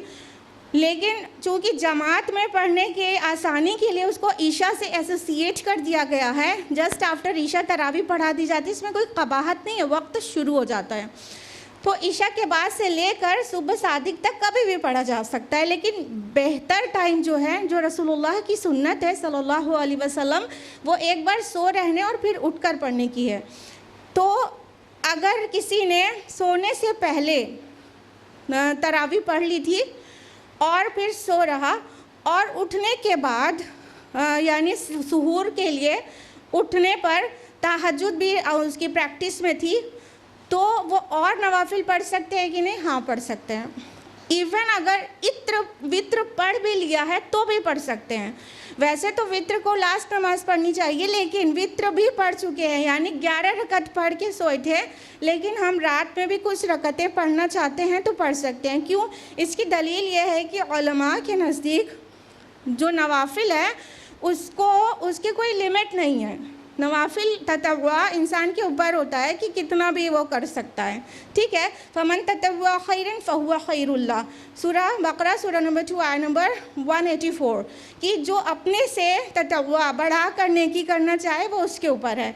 तो अगर सोने से पहले कुछ रकातें पढ़ी जा चुकी थी, पूरी 11 भी इवन या तो 8 पढ़ी गई थी, तो एंड नाइट में 3 पढ़ लें 11 हो जाएगी, या 11 पूरी पढ़ के सो गए थे तो वापस तहज्जुद के हिसाब में आप फिर से कुछ नवाफिल पढ़ना चाहते हैं तो it is allowed, it is permissible. ज़्यादातर स्कॉलर्स यही कहते हैं कि वो उसके अलावा और रकतें भी पढ़ सकते हैं, यानी नवाफिल की तादाद कोई लिमिट नहीं करना है, इसलिए उसको भी उसके बाद दोबारा उठकर भी पढ़ सकते हैं।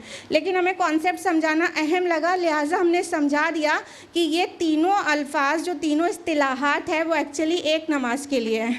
वो क्या? क़यामुल लैल, तहज्जुद और तरावीह, ये तीनों इस्तिलाहात रात की नमाज़ों के लिए ही हैं, जो कि नबी सल्लल्लाहु अलैहि वसल्लम की सुन्नत को जानकर जाने की वो क्या थी, तो वो 11 रकतें थीं रात की नमाज। उम्मीद है जवाब आपको मिल गया होगा। जज़ाकिल्लाह खैर मैम, वाकई ये बहुत ही प्रैक्टिकल सवाल था। देखा कितना फ़ायदा होता है सवाल करने का, और ये सवाल हम में से अक्सर के जहन में रहा होगा ना, सवाल किसी एक ने किया और जवाब हर किसी को मिल गया। तो चलिए बढ़ते हैं अपने नेक्स्ट क्वेश्चन की जानिब। नेक्स्ट क्वेश्चन अनएनोनिमस है, गालिबन बहन अपना नाम नहीं बताना चाह रही होंगी। सवाल है, एक दिन आपने कहा था शौहर और बीवी एक दूसरे के लिए लिबास हैं, इसकी तफसीलात फिर किसी दिन बताएंगे। तो आज बताइए प्लीज़ कि अल्लाह ताला ने हस्बैंड वाइफ को एक दूसरे के लिए लिबास क्यों कहा है?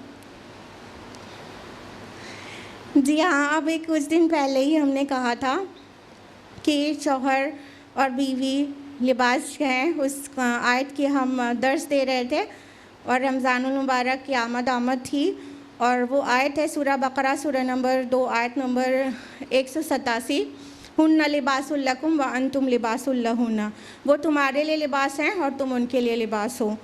तो उसके मुतालिक हमने कहा था कि रमज़ान का रेलिवेंस बताकर हम आगे बढ़ गए थे, और हमने कहा था कि फिर किसी मौके पर बताएंगे। लेकिन आज आप जानना ही चाहती हैं कि शौहर और बीवी को अल्लाह ताला ने एक दूसरे के लिए लिबास क्यों कहा है, तो आज तफसीलात बता देते हैं जहाँ तक इंसानों की अक्ल काम करती है। देखिए, लिबास का काम क्या होता है, वो हमें गौर करना चाहिए। लिबास का सबसे पहला काम होता है कवर करना, करेक्ट। तो लिबास क्या होता है, हमारे आज़ा को कवर कर देता है और हमारे जिस्म में कुछ ऐब भी होते हैं, इधर उधर फैट होता है, वो सब भी कवर ही हो जाता है, ठीक है। तो शौहर और बीवी एक दूसरे के ऐबों को छुपाने वाले होते हैं। स्पाउस के लिए आया ना कि दोनों लोग एक दूसरे के ऐब को छुपाते हैं। बीवियों के लिए आया है सूरह निसा सूरह नंबर 4 आयत नंबर 34 में कि फसालिहातु कानितातुन हाफिजातुल लिल गैब बिमा हफिज़ल्लाह, कि नेक बीवियाँ तो फरमाबरदार होती हैं और वो गैब में पीठ पीछे हिफाजत करने वालियाँ, छुपाने वालियाँ होती हैं अल्लाह की हिफाजत से।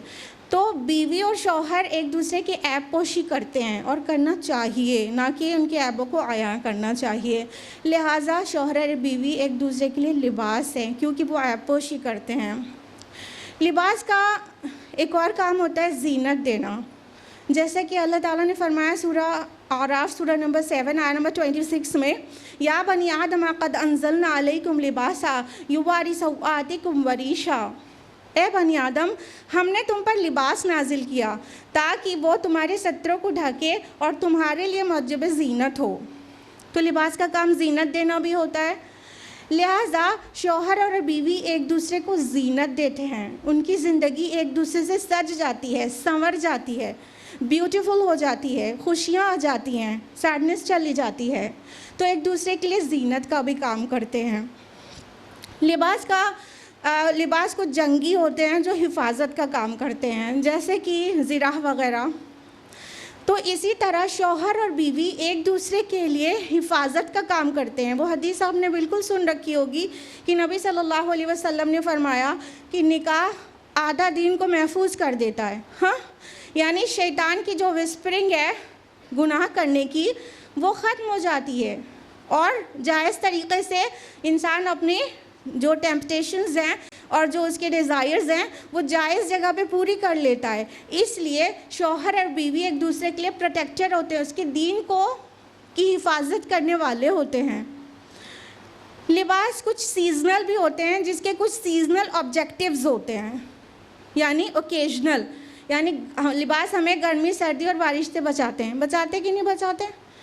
इसी तरह शौहर और बीवी को एक दूसरे के लिए सिचुएशनल अंडरस्टैंडिंग के साथ होना चाहिए।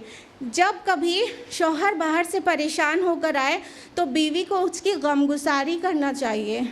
जब बीवी मेंसेस में अपसेट है तो शौहर को थोड़ा लीनियंसी देना चाहिए। सिचुएशनल अंडरस्टैंडिंग होनी चाहिए। जैसे कि खदीजा रज़ी अल्लाह अन्हा के पास रसूलुल्लाह सल्लल्लाहु अलैहि वसल्लम पहली वही के बाद आए थे, ज़म्मिलूनी कहकर आप बहुत ज़्यादा खौफ में पड़ गए थे।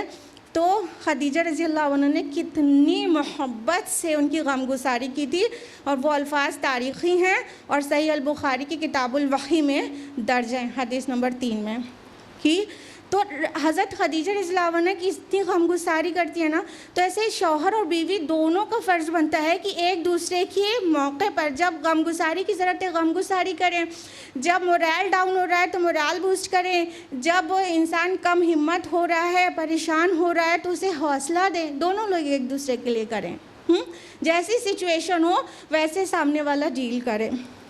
लिबास को हम अक्सर ही हमेशा ही गंदगी और कीचड़ से बचाते हैं, तो हमें चाहिए कि अपने स्पाउस को भी हम गंदगी से बचाएं, उसको हक़ की तरफ बुलाएं और उसके अंदर जो वीकनेसेस हों उसको हाइड करें, उसको सब में आया करके उसके किरदार पर गंदगियां ना लगवा दें, ठीक है। तो हाइड करना चाहिए शौहर बीवी को एक दूसरे की, और उसके अंदर जो कमियां उसको दूर करने की कोशिश करे, बचाए, गुनाहों से बचाए और गंदगियों से बचाए एक बीवी अपने शौहर को और शौहर अपनी बीवी को। बहुत सारी चीज़ें सोच सकते हैं लिबास से मिलाकर। लिबास हाँ, हम यूजुअली अपनी फाइनेंशियल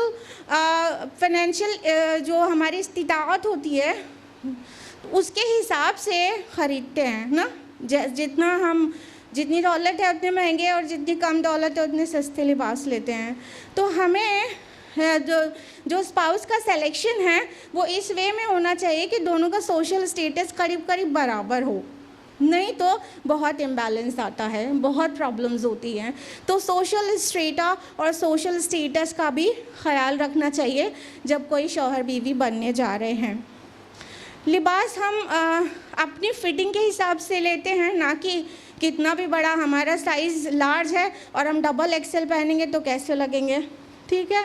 तो लिबास चूँकि अपनी फिटिंग के हिसाब से लिए जाते हैं, लिहाजा शौहर और बीवी का जो बड़े लोग चुनाव करते हैं, दोनों शौहर बीवी होने जा रहे हैं, तो उनके कफ वो मिला लेना चाहिए कि उनका मेंटल स्टेटस, उनका स्पिरिचुअल स्टेटस, उनकी थॉट्स, उनकी एजुकेशन, वो कुछ मैचिंग है कि नहीं है। बड़ा अफसोस होता है कुछ कपल्स को देखकर कि कभी लड़कियां पोस्ट ग्रेजुएट होती हैं और लड़के सिर्फ 8th क्लास पास होते हैं, और इसका उल्टा भी होता है। लड़के तो बहुत ज़्यादा एजुकेटेड हैं। आजकल ज़्यादा ये देखने में आ रहा है कि लड़कियां एजुकेटेड हैं और लड़के 5 क्लास पास, 8 क्लास पास ऐसे होता है। तो क्या होता है, जब मेंटल लेवल बहुत ज़्यादा ऊंचा नीचा होता है तो अंडरस्टैंडिंग बनने में बड़ी दिक्कत होती है। तो जिस तरह हम अपने आउटफिट्स को अपनी फिटिंग का लेना पसंद करते हैं, तो वालिदैन को चाहिए कि अपने बच्चों के जो स्पाउस होने वाले हैं उनकी भी फिटिंग देख लें कि उनका मेंटल स्पिरिचुअल लेवल करीब करीब है कि नहीं। क्योंकि समटाइम्स ऐसा होता है, एक बहुत दीनदार है, वो हाई स्पिरिचुअल लेवल पर फाइज है मान लो लड़की, और लड़का बिल्कुल दुनिया परस्त है। वालिदैन ने सिर्फ दौलत कितनी कमाता है देख कर दिया, कितना मसला होता है, कितना मसला होता है।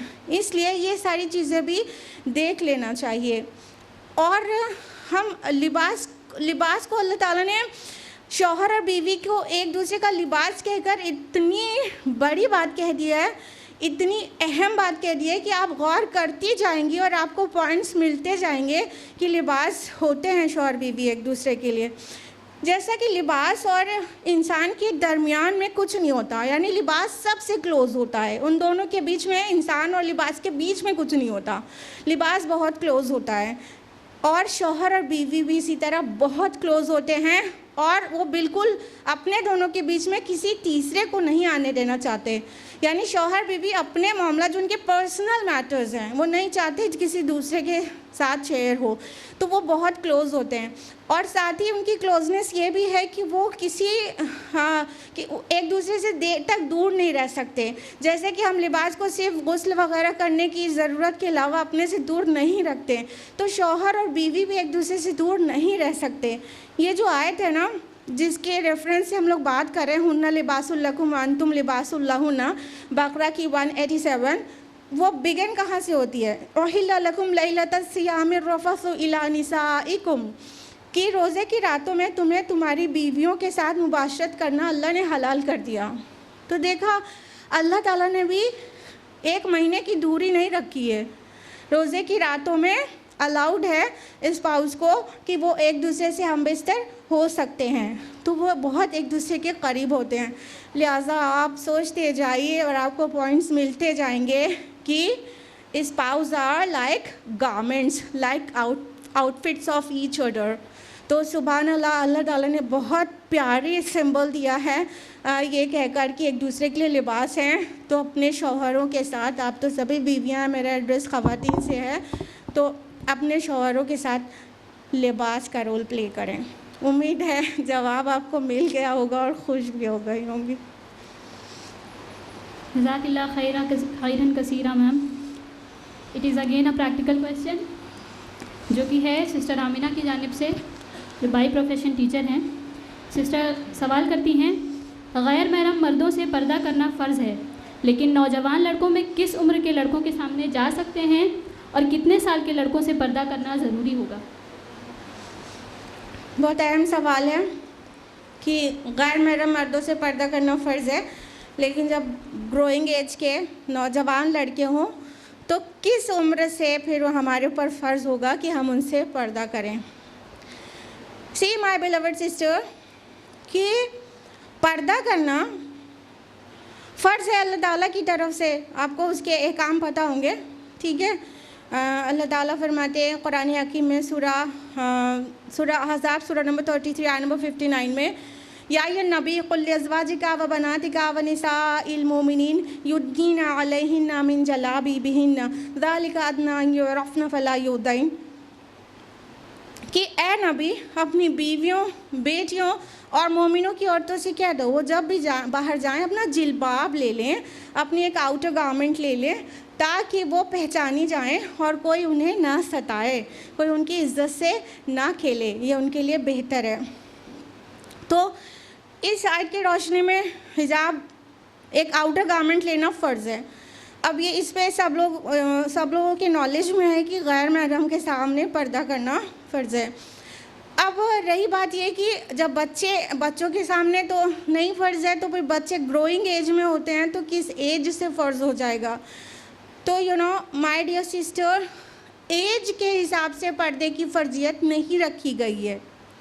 कुरान हकीम ने जो एड्रेस किया है इस मौजू को वो है सूरह नूर सूरह नंबर 30 सूरह नूर सूरह नंबर 24 आयत नंबर 31 में स्टार्टिंग होती है बात की यहाँ से कि कुल लिल मोमिनात यग़दुज़्ना मिन अब्सारिहिन्ना व यहफ़ज़्ना फ़ुरूजहुन्ना, कि मोमिन औरतों से कह दो कि वो अपनी निगाहों को बचा कर रखें और अपनी असमत में फ़र्क ना आने दें। और फिर हिजाब के इकामे और एक लंबी लिस्ट है महरम लोगों की कि अपनी ज़ीनत को किसी को बिना दिखाएं सिवाय इसके अपने वालिद के, अपने बेटों के, अपने शौहर के वालिद के, और पूरे महरम की लंबी लिस्ट है। उस लिस्ट के ख़त्म होने से पहले ये क्राइटेरियन आया है, अवित तिफ़्लिल लदीना लम यज़हरु अला औरातिन निसा, कि और वो लड़के जो अभी वो बच्चे तिफ़्ल वर्ड आया है, और वो बच्चे जो अभी ख़वातीन की पोशीदा बातों से वाकिफ़ नहीं हैं, यानी जिनसे पर्दा एक्स्ट्रा करना ज़रूरी नहीं, सत्र तो ढका ही रहेगा सबके सामने। बात यह है कि जो ज़ेबो ज़ीनत है उस पर एक आउटर गारमेंट जो लेना है, जिसको हम लोग नकाब कहते हैं, पुरानी इस्तिलाह वो है जिल्बाब की, ये सबसे आप लोग वाकिफ़ हैं। तो जिल्बाब किनके सामने नहीं लेना जायज़ है, तो उसमें कहा गया वो बच्चे जो अभी ख़वातीन की पोशीदा बातों से वाकिफ़ नहीं हैं, यानी आपको हिजाब जिल्बाब अलग से करने की ज़रूरत सिर्फ उन लड़कों, उन बच्चों से नहीं है जो लेडीज़ के बारे में जो चीज़ें छुपाई जाती हैं वो चीज़ें अभी वाकिफ़ नहीं हैं। अब आप हमको ये बताइए कि ये इंटरनेट एज और इंफॉर्मेशन एज में कितने साल के बच्चे ख़वातीन की बातों से वाकिफ़ हो जाते हैं, आप लोग बताइए जल्दी से। 10 साल बहुत ज़्यादा है मेरी बहन, आप किस गलत फहमी में हैं। आजकल 6-7 साल के बच्चे सारी चीज़ जानते हैं, बिलीव मी। अपने बच्चों को के बारे में आप पीछे वाली बातें नहीं जानते ना, थोड़ा सा इंटरनेट पे जाइए, सर्चिंग करिए। आप 10 साल एज बता रही हैं माय बिलवड सिस्टर, इंटरनेट पर जो पोर्न वेबसाइट्स हैं उसके 10% से ज़्यादा के विजिटर्स 10 साल से कम के बच्चे हैं। इन्ना लिल्लाहि व इन्ना इलैहि राजिऊन। 10 साल पूरे जितने लोग देखते हैं उसमें 10% जो विजिटर्स हैं वो अभी 10 के नहीं हुए हैं, 7, 8, 6 के बच्चे, साल के उम्र के बच्चे पोर्न वेबसाइट देखते हैं, कहाँ से वाकिफ़ नहीं होंगे बताइए। अब ये हमें और आपको खुद अपने लिए तय करना है कि हम कितने साल के बच्चे से पर्दा करें, क्योंकि अब तो 6 साल के भी बच्चे ऐसी नज़र नहीं रखते कि उन्हें कुछ मालूम ही नहीं है। उन्हें तो 6 और 7 और 8 के बच्चों को भी मालूम है। लिहाजा उन सभी बच्चों से जो कि गैर महरम हैं, महरम से नहीं, अपना बेटा होगा, भांजा होगा, भतीजा होगा, जिल्बाब लेने की ज़रूरत नहीं है। लेकिन जो गैर महरम बच्चे हैं वो इवन आज के दौर में बता रहे हैं हम कोई फतवा नहीं दे रहे हैं, हम बिल्कुल कुरान से मैच करा के और कंटेम्प्रेरी एरा को आपको मैच करा के बता रहे हैं। कुरान ने कहा है, उम्र नहीं बताया है। यानी आप ये नहीं समझिए कि बालिग हो जाने के बाद पर्दा ज़रूरी हो जाता है। मान लीजिए कोई लड़का बालिग होता है 13 साल की उम्र में, लेकिन वो ख़वातीन की पोशीदा बातों से वाकिफ़ था 7 साल की उम्र में, तो 7 की उम्र में हमें उससे पर्दा करना चाहिए, तो ये कहा है कुरान ने। बालिग होना कोई शर्त नहीं है, लड़कों से पर्दा करने की शर्त यह है कि जब तक वो नावाकिफ़ हैं लेडीज़ के कुछ सीक्रेट मैटर्स से, तब तक नहीं भी करें, कोई मसला नहीं है। लेकिन जब वो वाकिफ़ हो जाएं तो फिर उनसे पर्दा करना चाहिए। उम्मीद है जवाब आपको मिल गया होगा। जज़ाकिल्लाह खैरन कसीरा मैम। आप सभी के सवालों को सुनकर ये साफ ज़ाहिर हो रहा है कि आप सब टूवर्ड्स दीन कितनी फ़िक्रमंद हैं और आप सब मुसलसल कोशिश कर रहे हैं कि कैसे आप एक प्रैक्टिसिंग मुस्लिमा बन जाएं। अल्लाह ताला से दुआ है कि वो हमें बाअमल मुस्लिमा बना दे। तो इसी के सबब IRO मुख्तलिफ़ प्रोग्राम का इनेकाद करती है और उम्मत को खैर की जानिब राग़िब करने के लिए और कुरान से हमारे ताल्लुक़ को मज़बूत करने के लिए मुख्तलिफ़ कोर्सेज़ लॉन्च करती रहती है। इसी के तहत एक अनाउंसमेंट है कि इस समझ भी हमारी तंजीम यानी कि IERO तजवीद क्लासेस, अरबिक कोर्स और तरबियतुल बनात क्लासेस आपके दरमियान ला रही है। So stay in touch with us for further details, ताकि इन तमाम कोर्सेज से मुताल्लिक़ डिटेल्स और तफसीलात आपको वक्त आने पर मिल जाएं। तो चलिए बढ़ते हैं हम अपने नेक्स्ट सवाल की ओर, जो कि है सिस्टर नुज़हत फ़ातिमा का, जो कि बाय प्रोफेशन होम मेकर हैं। बहन सवाल करती हैं, आजकल लोग अपनी कोई भी अचीवमेंट्स या खुशियाँ सोशल मीडिया के ज़रिए तमाम लोगों में आम कर देते हैं, क्या ये सही है? मैंने सुना है अपनी नेमतों को पब्लिक नहीं करना चाहिए और छुपा कर रखना चाहिए, आपकी क्या राय है?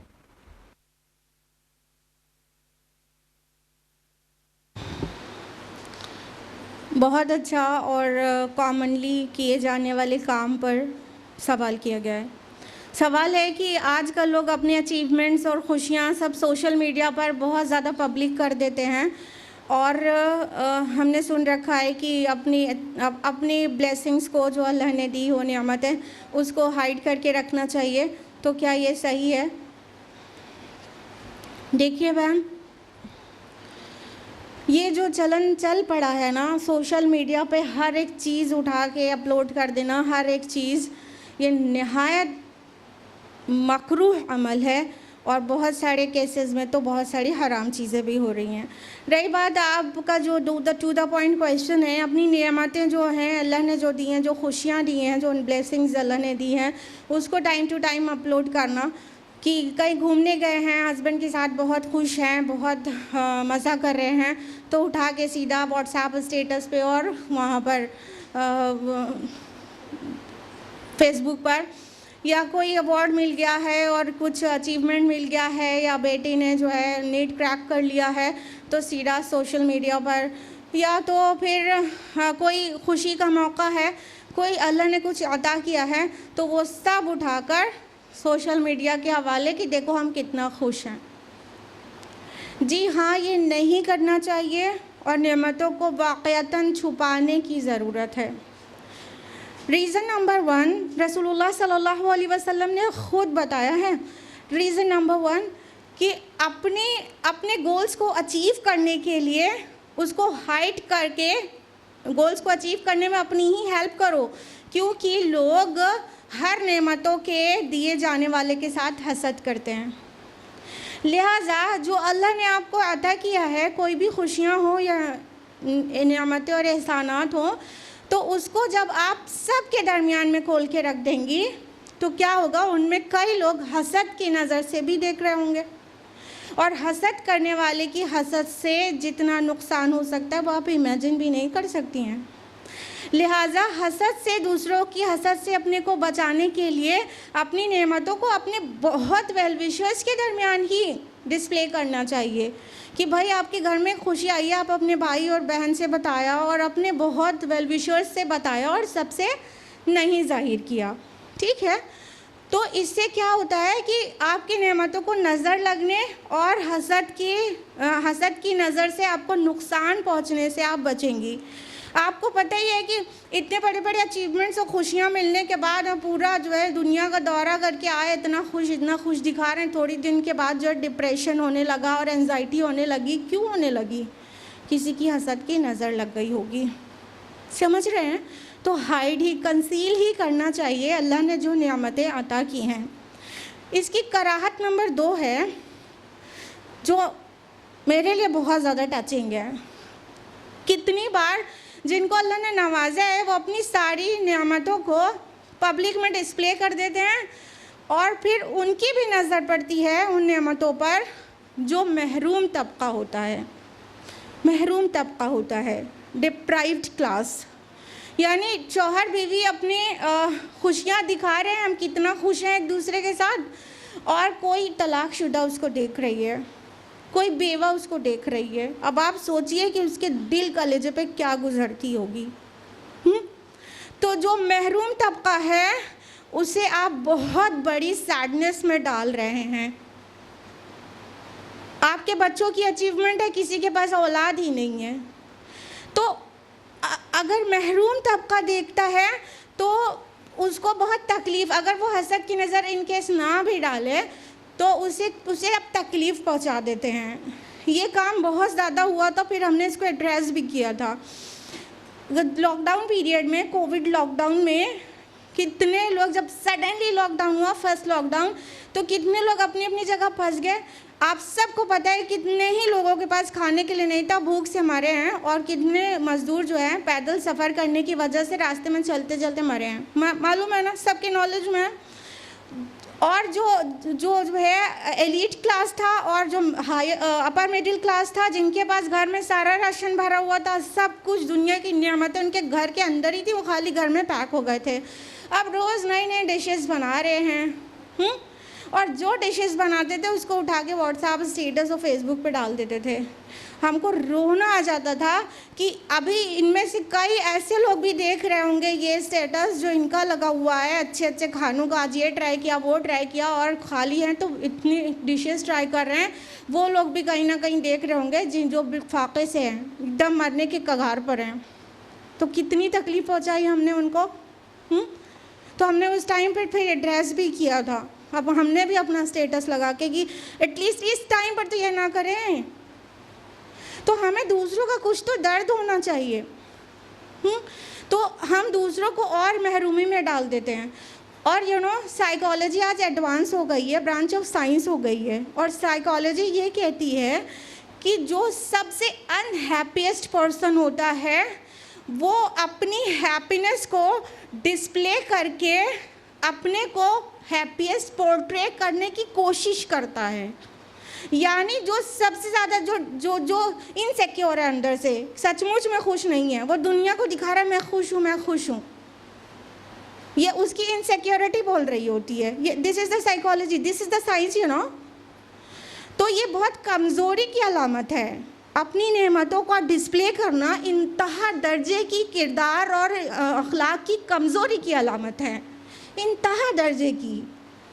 बल्कि अल्लाह ने जो नेमतें दिया है उसको कंसील करके रखें, हाइड करके रखें, ताकि ना ही दूसरों की नज़र लगने पाए और ना ही किसी को महरूमी का एहसास हो आपकी नेमतों को दिखाने और पब्लिक करने की वजह से।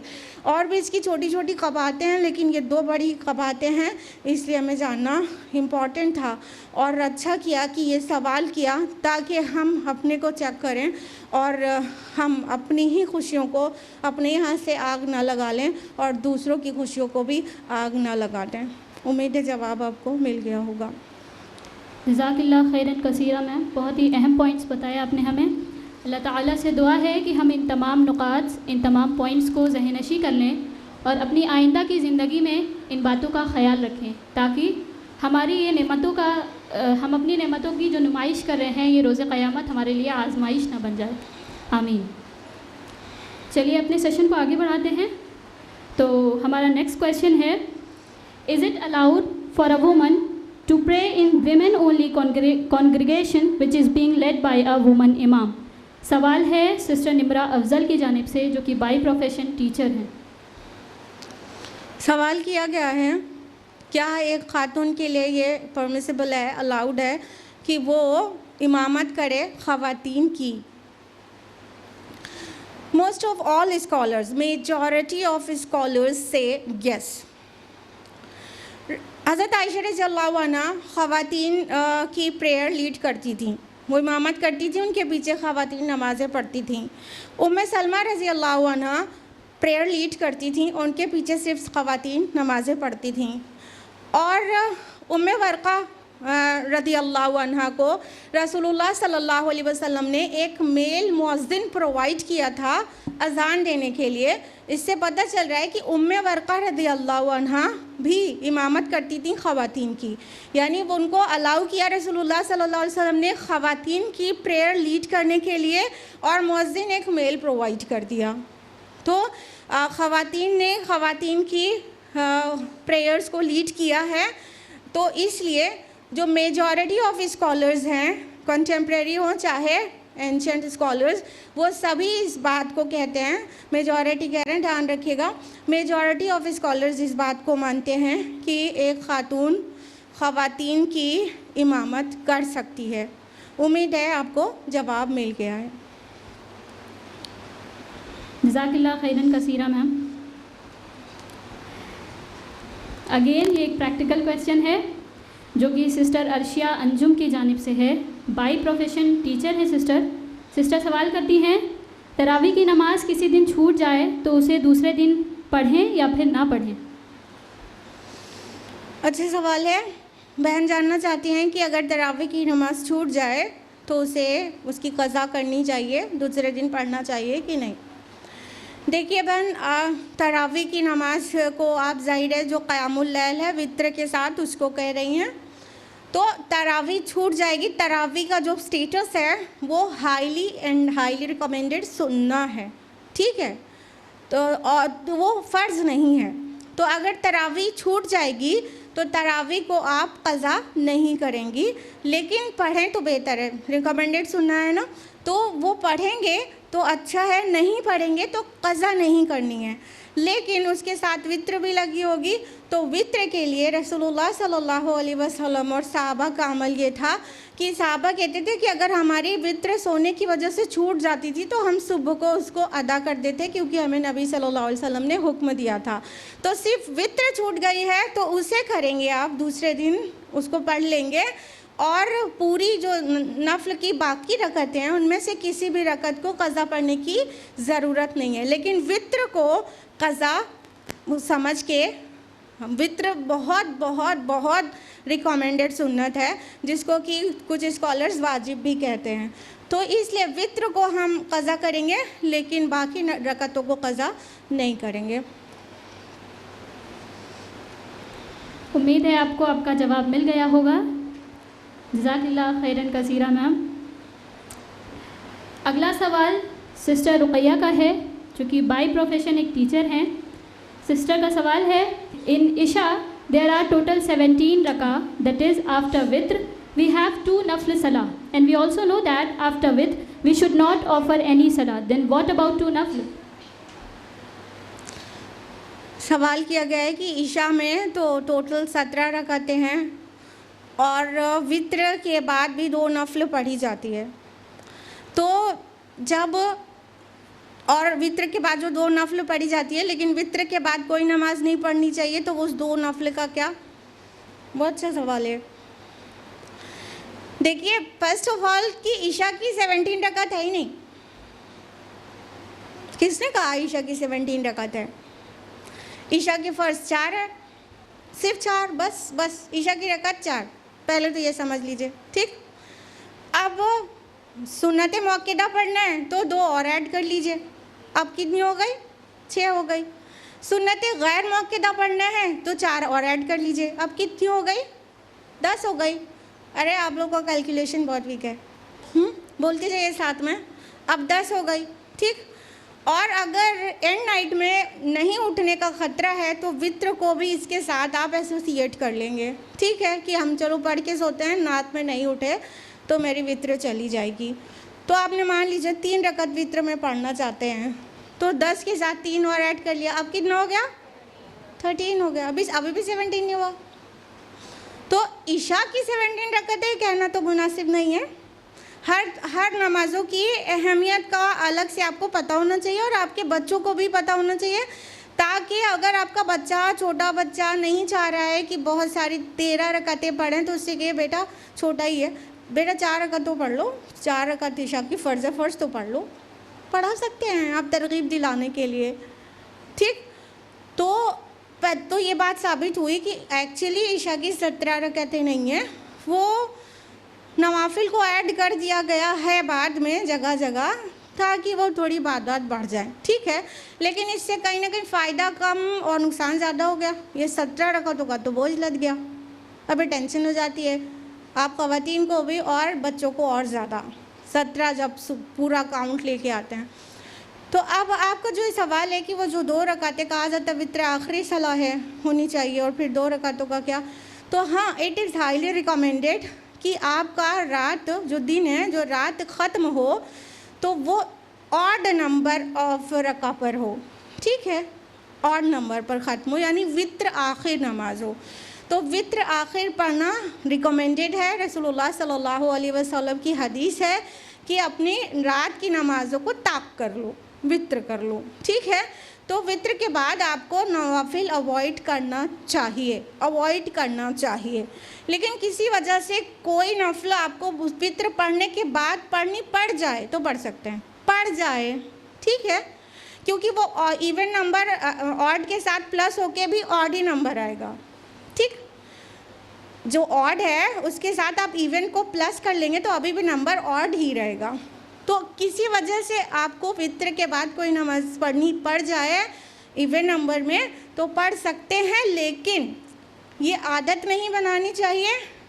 रात का ख़त्म आपको वित्र रकत पर ही करना चाहिए।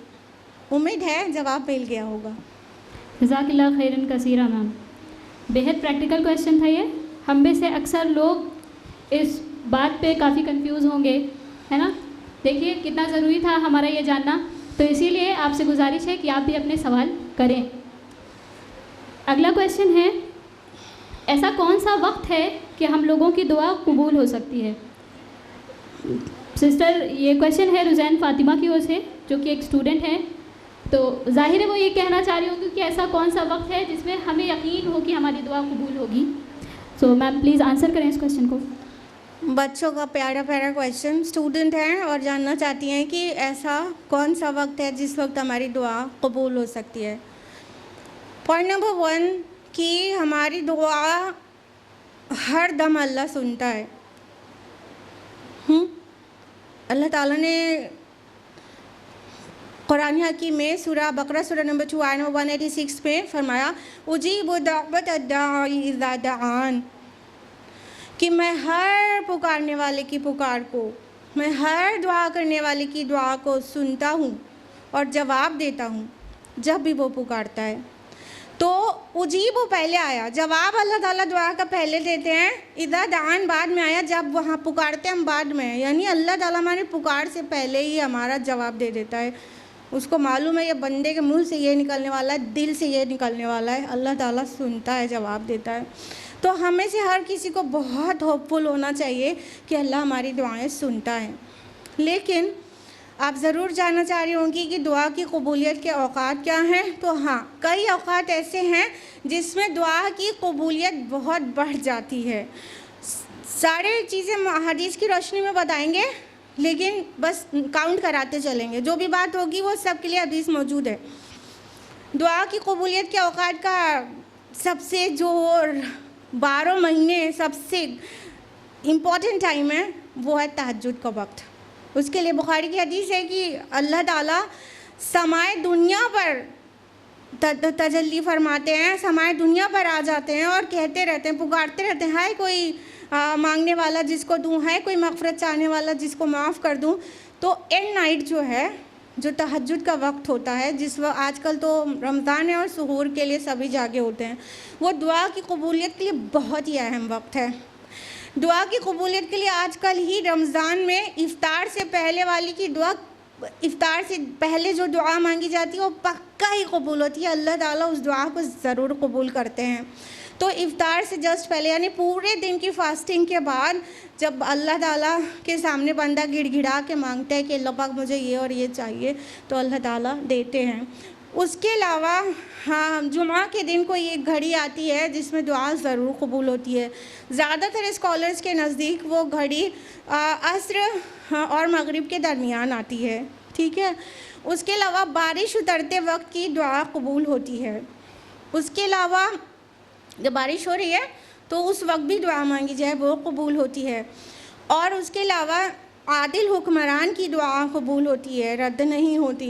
जो कोई लीडर हो लेकिन आदिल वाला हो उसकी दुआ कबूल होती है। उसके अलावा मज़लूम की दुआ बदुआ कबूल होती है, इसलिए मज़लूम की हाय से बिल्कुल बचें। यानी मज़लूम हालत जुल्म में अगर दुआ कर देगा कि सामने वाले के डिस्ट्रक्शन की, तो बस वो बादलों के ऊपर उठा ली जाती है। उसके अलावा सफ़र की हालत में दुआ कबूल होती है। और वालिदैन की दुआ औलाद के हक़ में बहुत कबूल होती है। ये सारे दुआ की कबूलियत के भी कुछ औक़ात अल्लाह ताला ने हमें स्पेशल दे रखे हैं, स्पेशल कि उस टाइम पर तो हम मिस ही नहीं करें। और इन जनरल हमें अल्लाह ताला से इतनी उम्मीद होनी चाहिए कि वो हमारी बात को सुनता है और कबूल करता है। लिहाजा आप एनी टाइम भी ओन वर्ड्स में, ज़रूरी नहीं है प्रोफेटिक वर्ड्स में या कुरानिक वर्ड्स में ही दुआ मांगें। आपको अरबी नहीं आती तो नुमान अली ख़ान ब्रदर कहते हैं अल्लाह ताला को उर्दू आती है, तो आप उर्दू में अपनी जो मदर टंग है उसमें मांग लिया करें। तो इस तरह दुआ की कबूलियत के कुछ अहम औक़ात भी हैं और इन जनरल भी अल्लाह ताला दुआ कबूल करते हैं। जी अज़ान और इक़ामत के दरमियान भी दुआ कबूल होती है। तो अज़ान जब कॉल दी जाए और इससे पहले की इक़ामत हो, अज़ान के बाद वाली जो दुआ है सुन्नत की वो पढ़ के उस वक्त भी दुआ कर सकते हैं। उसके अलावा भी और औक़ात हैं, ठीक है। तो इंशाअल्लाह इतने काफ़ी होंगे आपके लिए अपनी दुआओं को अल्लाह के सामने रखने के लिए। उम्मीद है जवाब आपको मिल गया होगा।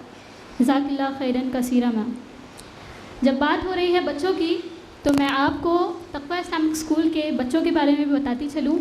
अल्हम्दुलिल्लाह हमारे तक़वा इस्लामिक स्कूल के बच्चे CBSE बोर्ड में 98% तक ला रहे हैं। जहाँ तक हम लोग तरबियती मिशन लेकर चल रहे हैं, अल्हम्दुलिल्लाह इस मिशन में कहीं कोई कॉम्प्रोमाइज़ नहीं, बल्कि इन्हांसमेंट होता आया है। तज़किया सेशंस स्टार्ट होने के बाद बच्चों में बाअमल होने का परसेंटेज और बेहतर होता चला गया है।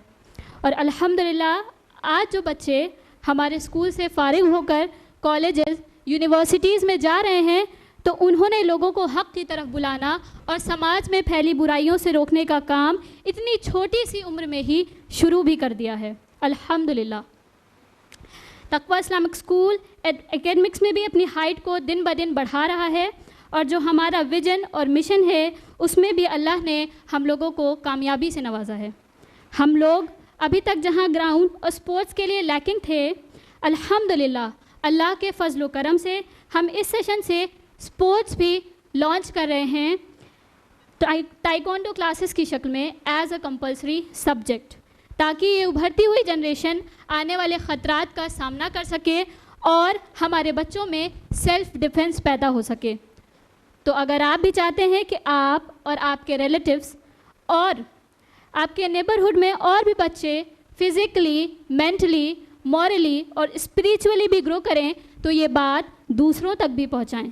कितना होलसम डेवलपमेंट के लिए कौन सा सेकेंड ऑप्शन है? तो जब हर एक चीज़ अंडर वन रूफ मिल रही है, तो तकवा के अलावा दूसरा ऑप्शन क्यों? तो एडमिशन्स तकवा इस्लामिक स्कूल में अभी भी हो रहे हैं। जो भी इंटरेस्टेड हो वो फर्दर डिटेल्स के लिए ऑफिस में कांटेक्ट कर सकते हैं। तो चलिए हम अपने सेशन को आगे बढ़ाते हैं। Next question is, during fasting is it allowed to intake any kind of injections except vitamins? ये सवाल है सिस्टर शफक फातिमा की तरफ से, जो कि बाय प्रोफेशन एक टीचर हैं। सवाल किया गया है कि रोज़े की हालत में कोई इंजेक्शन लगवा सकते हैं क्या वाइटामिन्स के अलावा? जी हाँ, वाइटामिन्स के इंजेक्शन के अलावा जो ड्रग्स इंजेक्शंस होंगे वो लगवा सकते हैं। और जब ये सवाल शेख बिन बाज से पूछा गया तो उन्होंने भी जवाज़ में ही फतवा दिया कि सारे इंजेक्शंस लगवा सकते दवा की तरह, चाहे वो इंट्रावेनस हो चाहे इंट्रामस्कुलर हो, दोनों तरह के इंजेक्शंस अगर दवा की शक्ल में लगवाना है तो लगवा सकते हैं।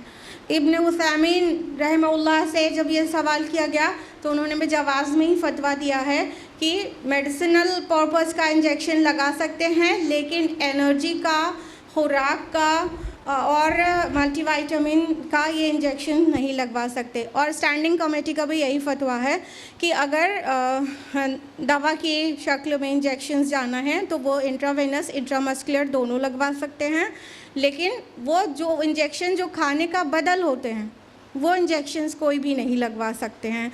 अब इसमें समझने वाली बात यह है कि जो शरीयत में जो चीज़ों का इंटेक मना है वो मुंह से जाने वाली चीज़ें और फ़र्ज से शर्मगाह से जाने वाली चीज़ों के लिए मना किया गया है, लेकिन स्किन से जाने वाली चीज़ों के लिए मना नहीं किया गया है। जैसे जब गुस्ल आप करते हैं ना कुछ स्किन से पानी अंदर भी पहुंचता है, ठीक है, तो स्किन से जो चीज़ अंदर पहुंच रही है, तेल भी लगाना आपको अलाउड है ना सर में, और जब आप सर में तेल लगवाती हैं तो फिर थोड़ा थोड़ा तेल अंदर एब्जॉर्ब होता है, तो स्किन से मतलब बॉडी के अंदर दाखिल होने वाली चीज़ के लिए रोज़े की हालत में मना नहीं किया गया है, लेकिन इंजेक्शंस भी उसी में आ रहे हैं, स्किन से अंदर जा रहे हैं, चाहे इंट्रावेनस हो इंट्रामस्कुलर हो, अंदर जा रहा है, लेकिन वो अगर खुराक का बदल हो, नरिशमेंट उससे मिलता हो, मल्टीविटामिन है या किसी वो डेक्सट्रोज है या कोई मेडिसिन डेक्सट्रोज के अंदर डाल के लगवाएं तो भी नहीं अलाउड रहेगी, ठीक है। या ड्रिप लगवाना चाहते हैं तो डेक्सट्रोज जो भी जाएगा और उसमें मेडिसिन डाल के कहें कि ये ग्लूकोज में ही डाल के मेडिसिन ली जा सकती है, इसलिए ये ड्रिप लगवाना ज़रूरी है, तो नहीं। स्कॉलर्स ने सेफ़र साइड के लिए कहा है कि अगर रात तक मतलब इफ्तार कर लेने तक रुका जा सकता है देन इट इज़ प्रेफरेबल, चाहे ड्रग्स वाला इंजेक्शन भी हो। सेफ़र साइड ये है कि इफ्तार तक रुक सकते हैं तो रुकें, नहीं रुक सकते और इमरजेंसी है कि दिन के में किसी वक्त लगवाना इंजेक्शन तो लगवा सकते हैं ड्रग्स पर्पस से, लेकिन नरिशमेंट पर्पस से नहीं। उम्मीद है जवाब आपको मिल गया है। जज़ाकल्लाह खैरन कसीरा मैम, अल्लाह ताला आपको सेहतयाब रखे और जिस मिशन को लेकर आप खड़ी हुई हैं उसको अंजाम तक पहुंचाने में अल्लाह सुब्हानहू व तआला आपकी मदद करे और अल्लाह आपकी कोशिशों को कबूल करे और आपकी दुनिया और आखिरत में कामयाबी नसीब करे, आमीन या रब्बल आलमीन। और यकीनन आज के इस सवाल जवाब सेशन से हमारे इल्म में इजाफ़ा भी हुआ होगा और आइंदा के दिनों में हम इस दीन को टूवर्ड्स इस्लाम इस दीन को बआसानी प्रैक्टिस भी कर पाएंगे मैम के इन जवाब से। मैं बताती चलूँ कि सवालात तो और भी हैं, लेकिन आप सब रोज़ा भी होंगी और वक्त की कमी की वजह से हम मज़ीद सवाल शामिल नहीं कर सके, तो मैं माज़रत चाहती हूँ उन बहनों से जिनका सवाल हम नहीं ले सके हैं। और अगर आप उन सवालों के जवाब लेना चाहती हैं तो तक़वा इस्लामिक स्कूल मेन बिल्डिंग यानी कि इसी जगह से अपने सवालों के जवाब ले सकती हैं इंशाअल्लाह। मैं मशकूर हूँ आप सभी ख़वातीन की कि आप अपना कीमती वक्त निकाल कर यहाँ पर आएँ और हमारे प्रोग्राम को कामयाब बनाया। अल्लाह ताला हम सब की रहनुमाई करे और हम सब का यहाँ आना, बैठना, कहना और सुनना कबूल फरमाए, आमीन। अल्लाह ताला से दुआ है कि हमारा रमज़ान पिछले तमाम रमज़ान से बेहतर हो, हम अपने रब को राज़ी करके जन्नत के उम्मीदवार बन जाएं, आमीन या रब्बल आलमीन। इसी के साथ मैं अपने प्रोग्राम का इख्तिताम करती हूँ। सुब्हानक अल्लाहुम्मा व बिहम्दिका नशहदु अल्ला इलाहा इल्ला अंता नस्तगफिरुका व नतूबु इलैक। वस्सलामु अलैकुम व रहमतुल्लाहि व बरकातुहू।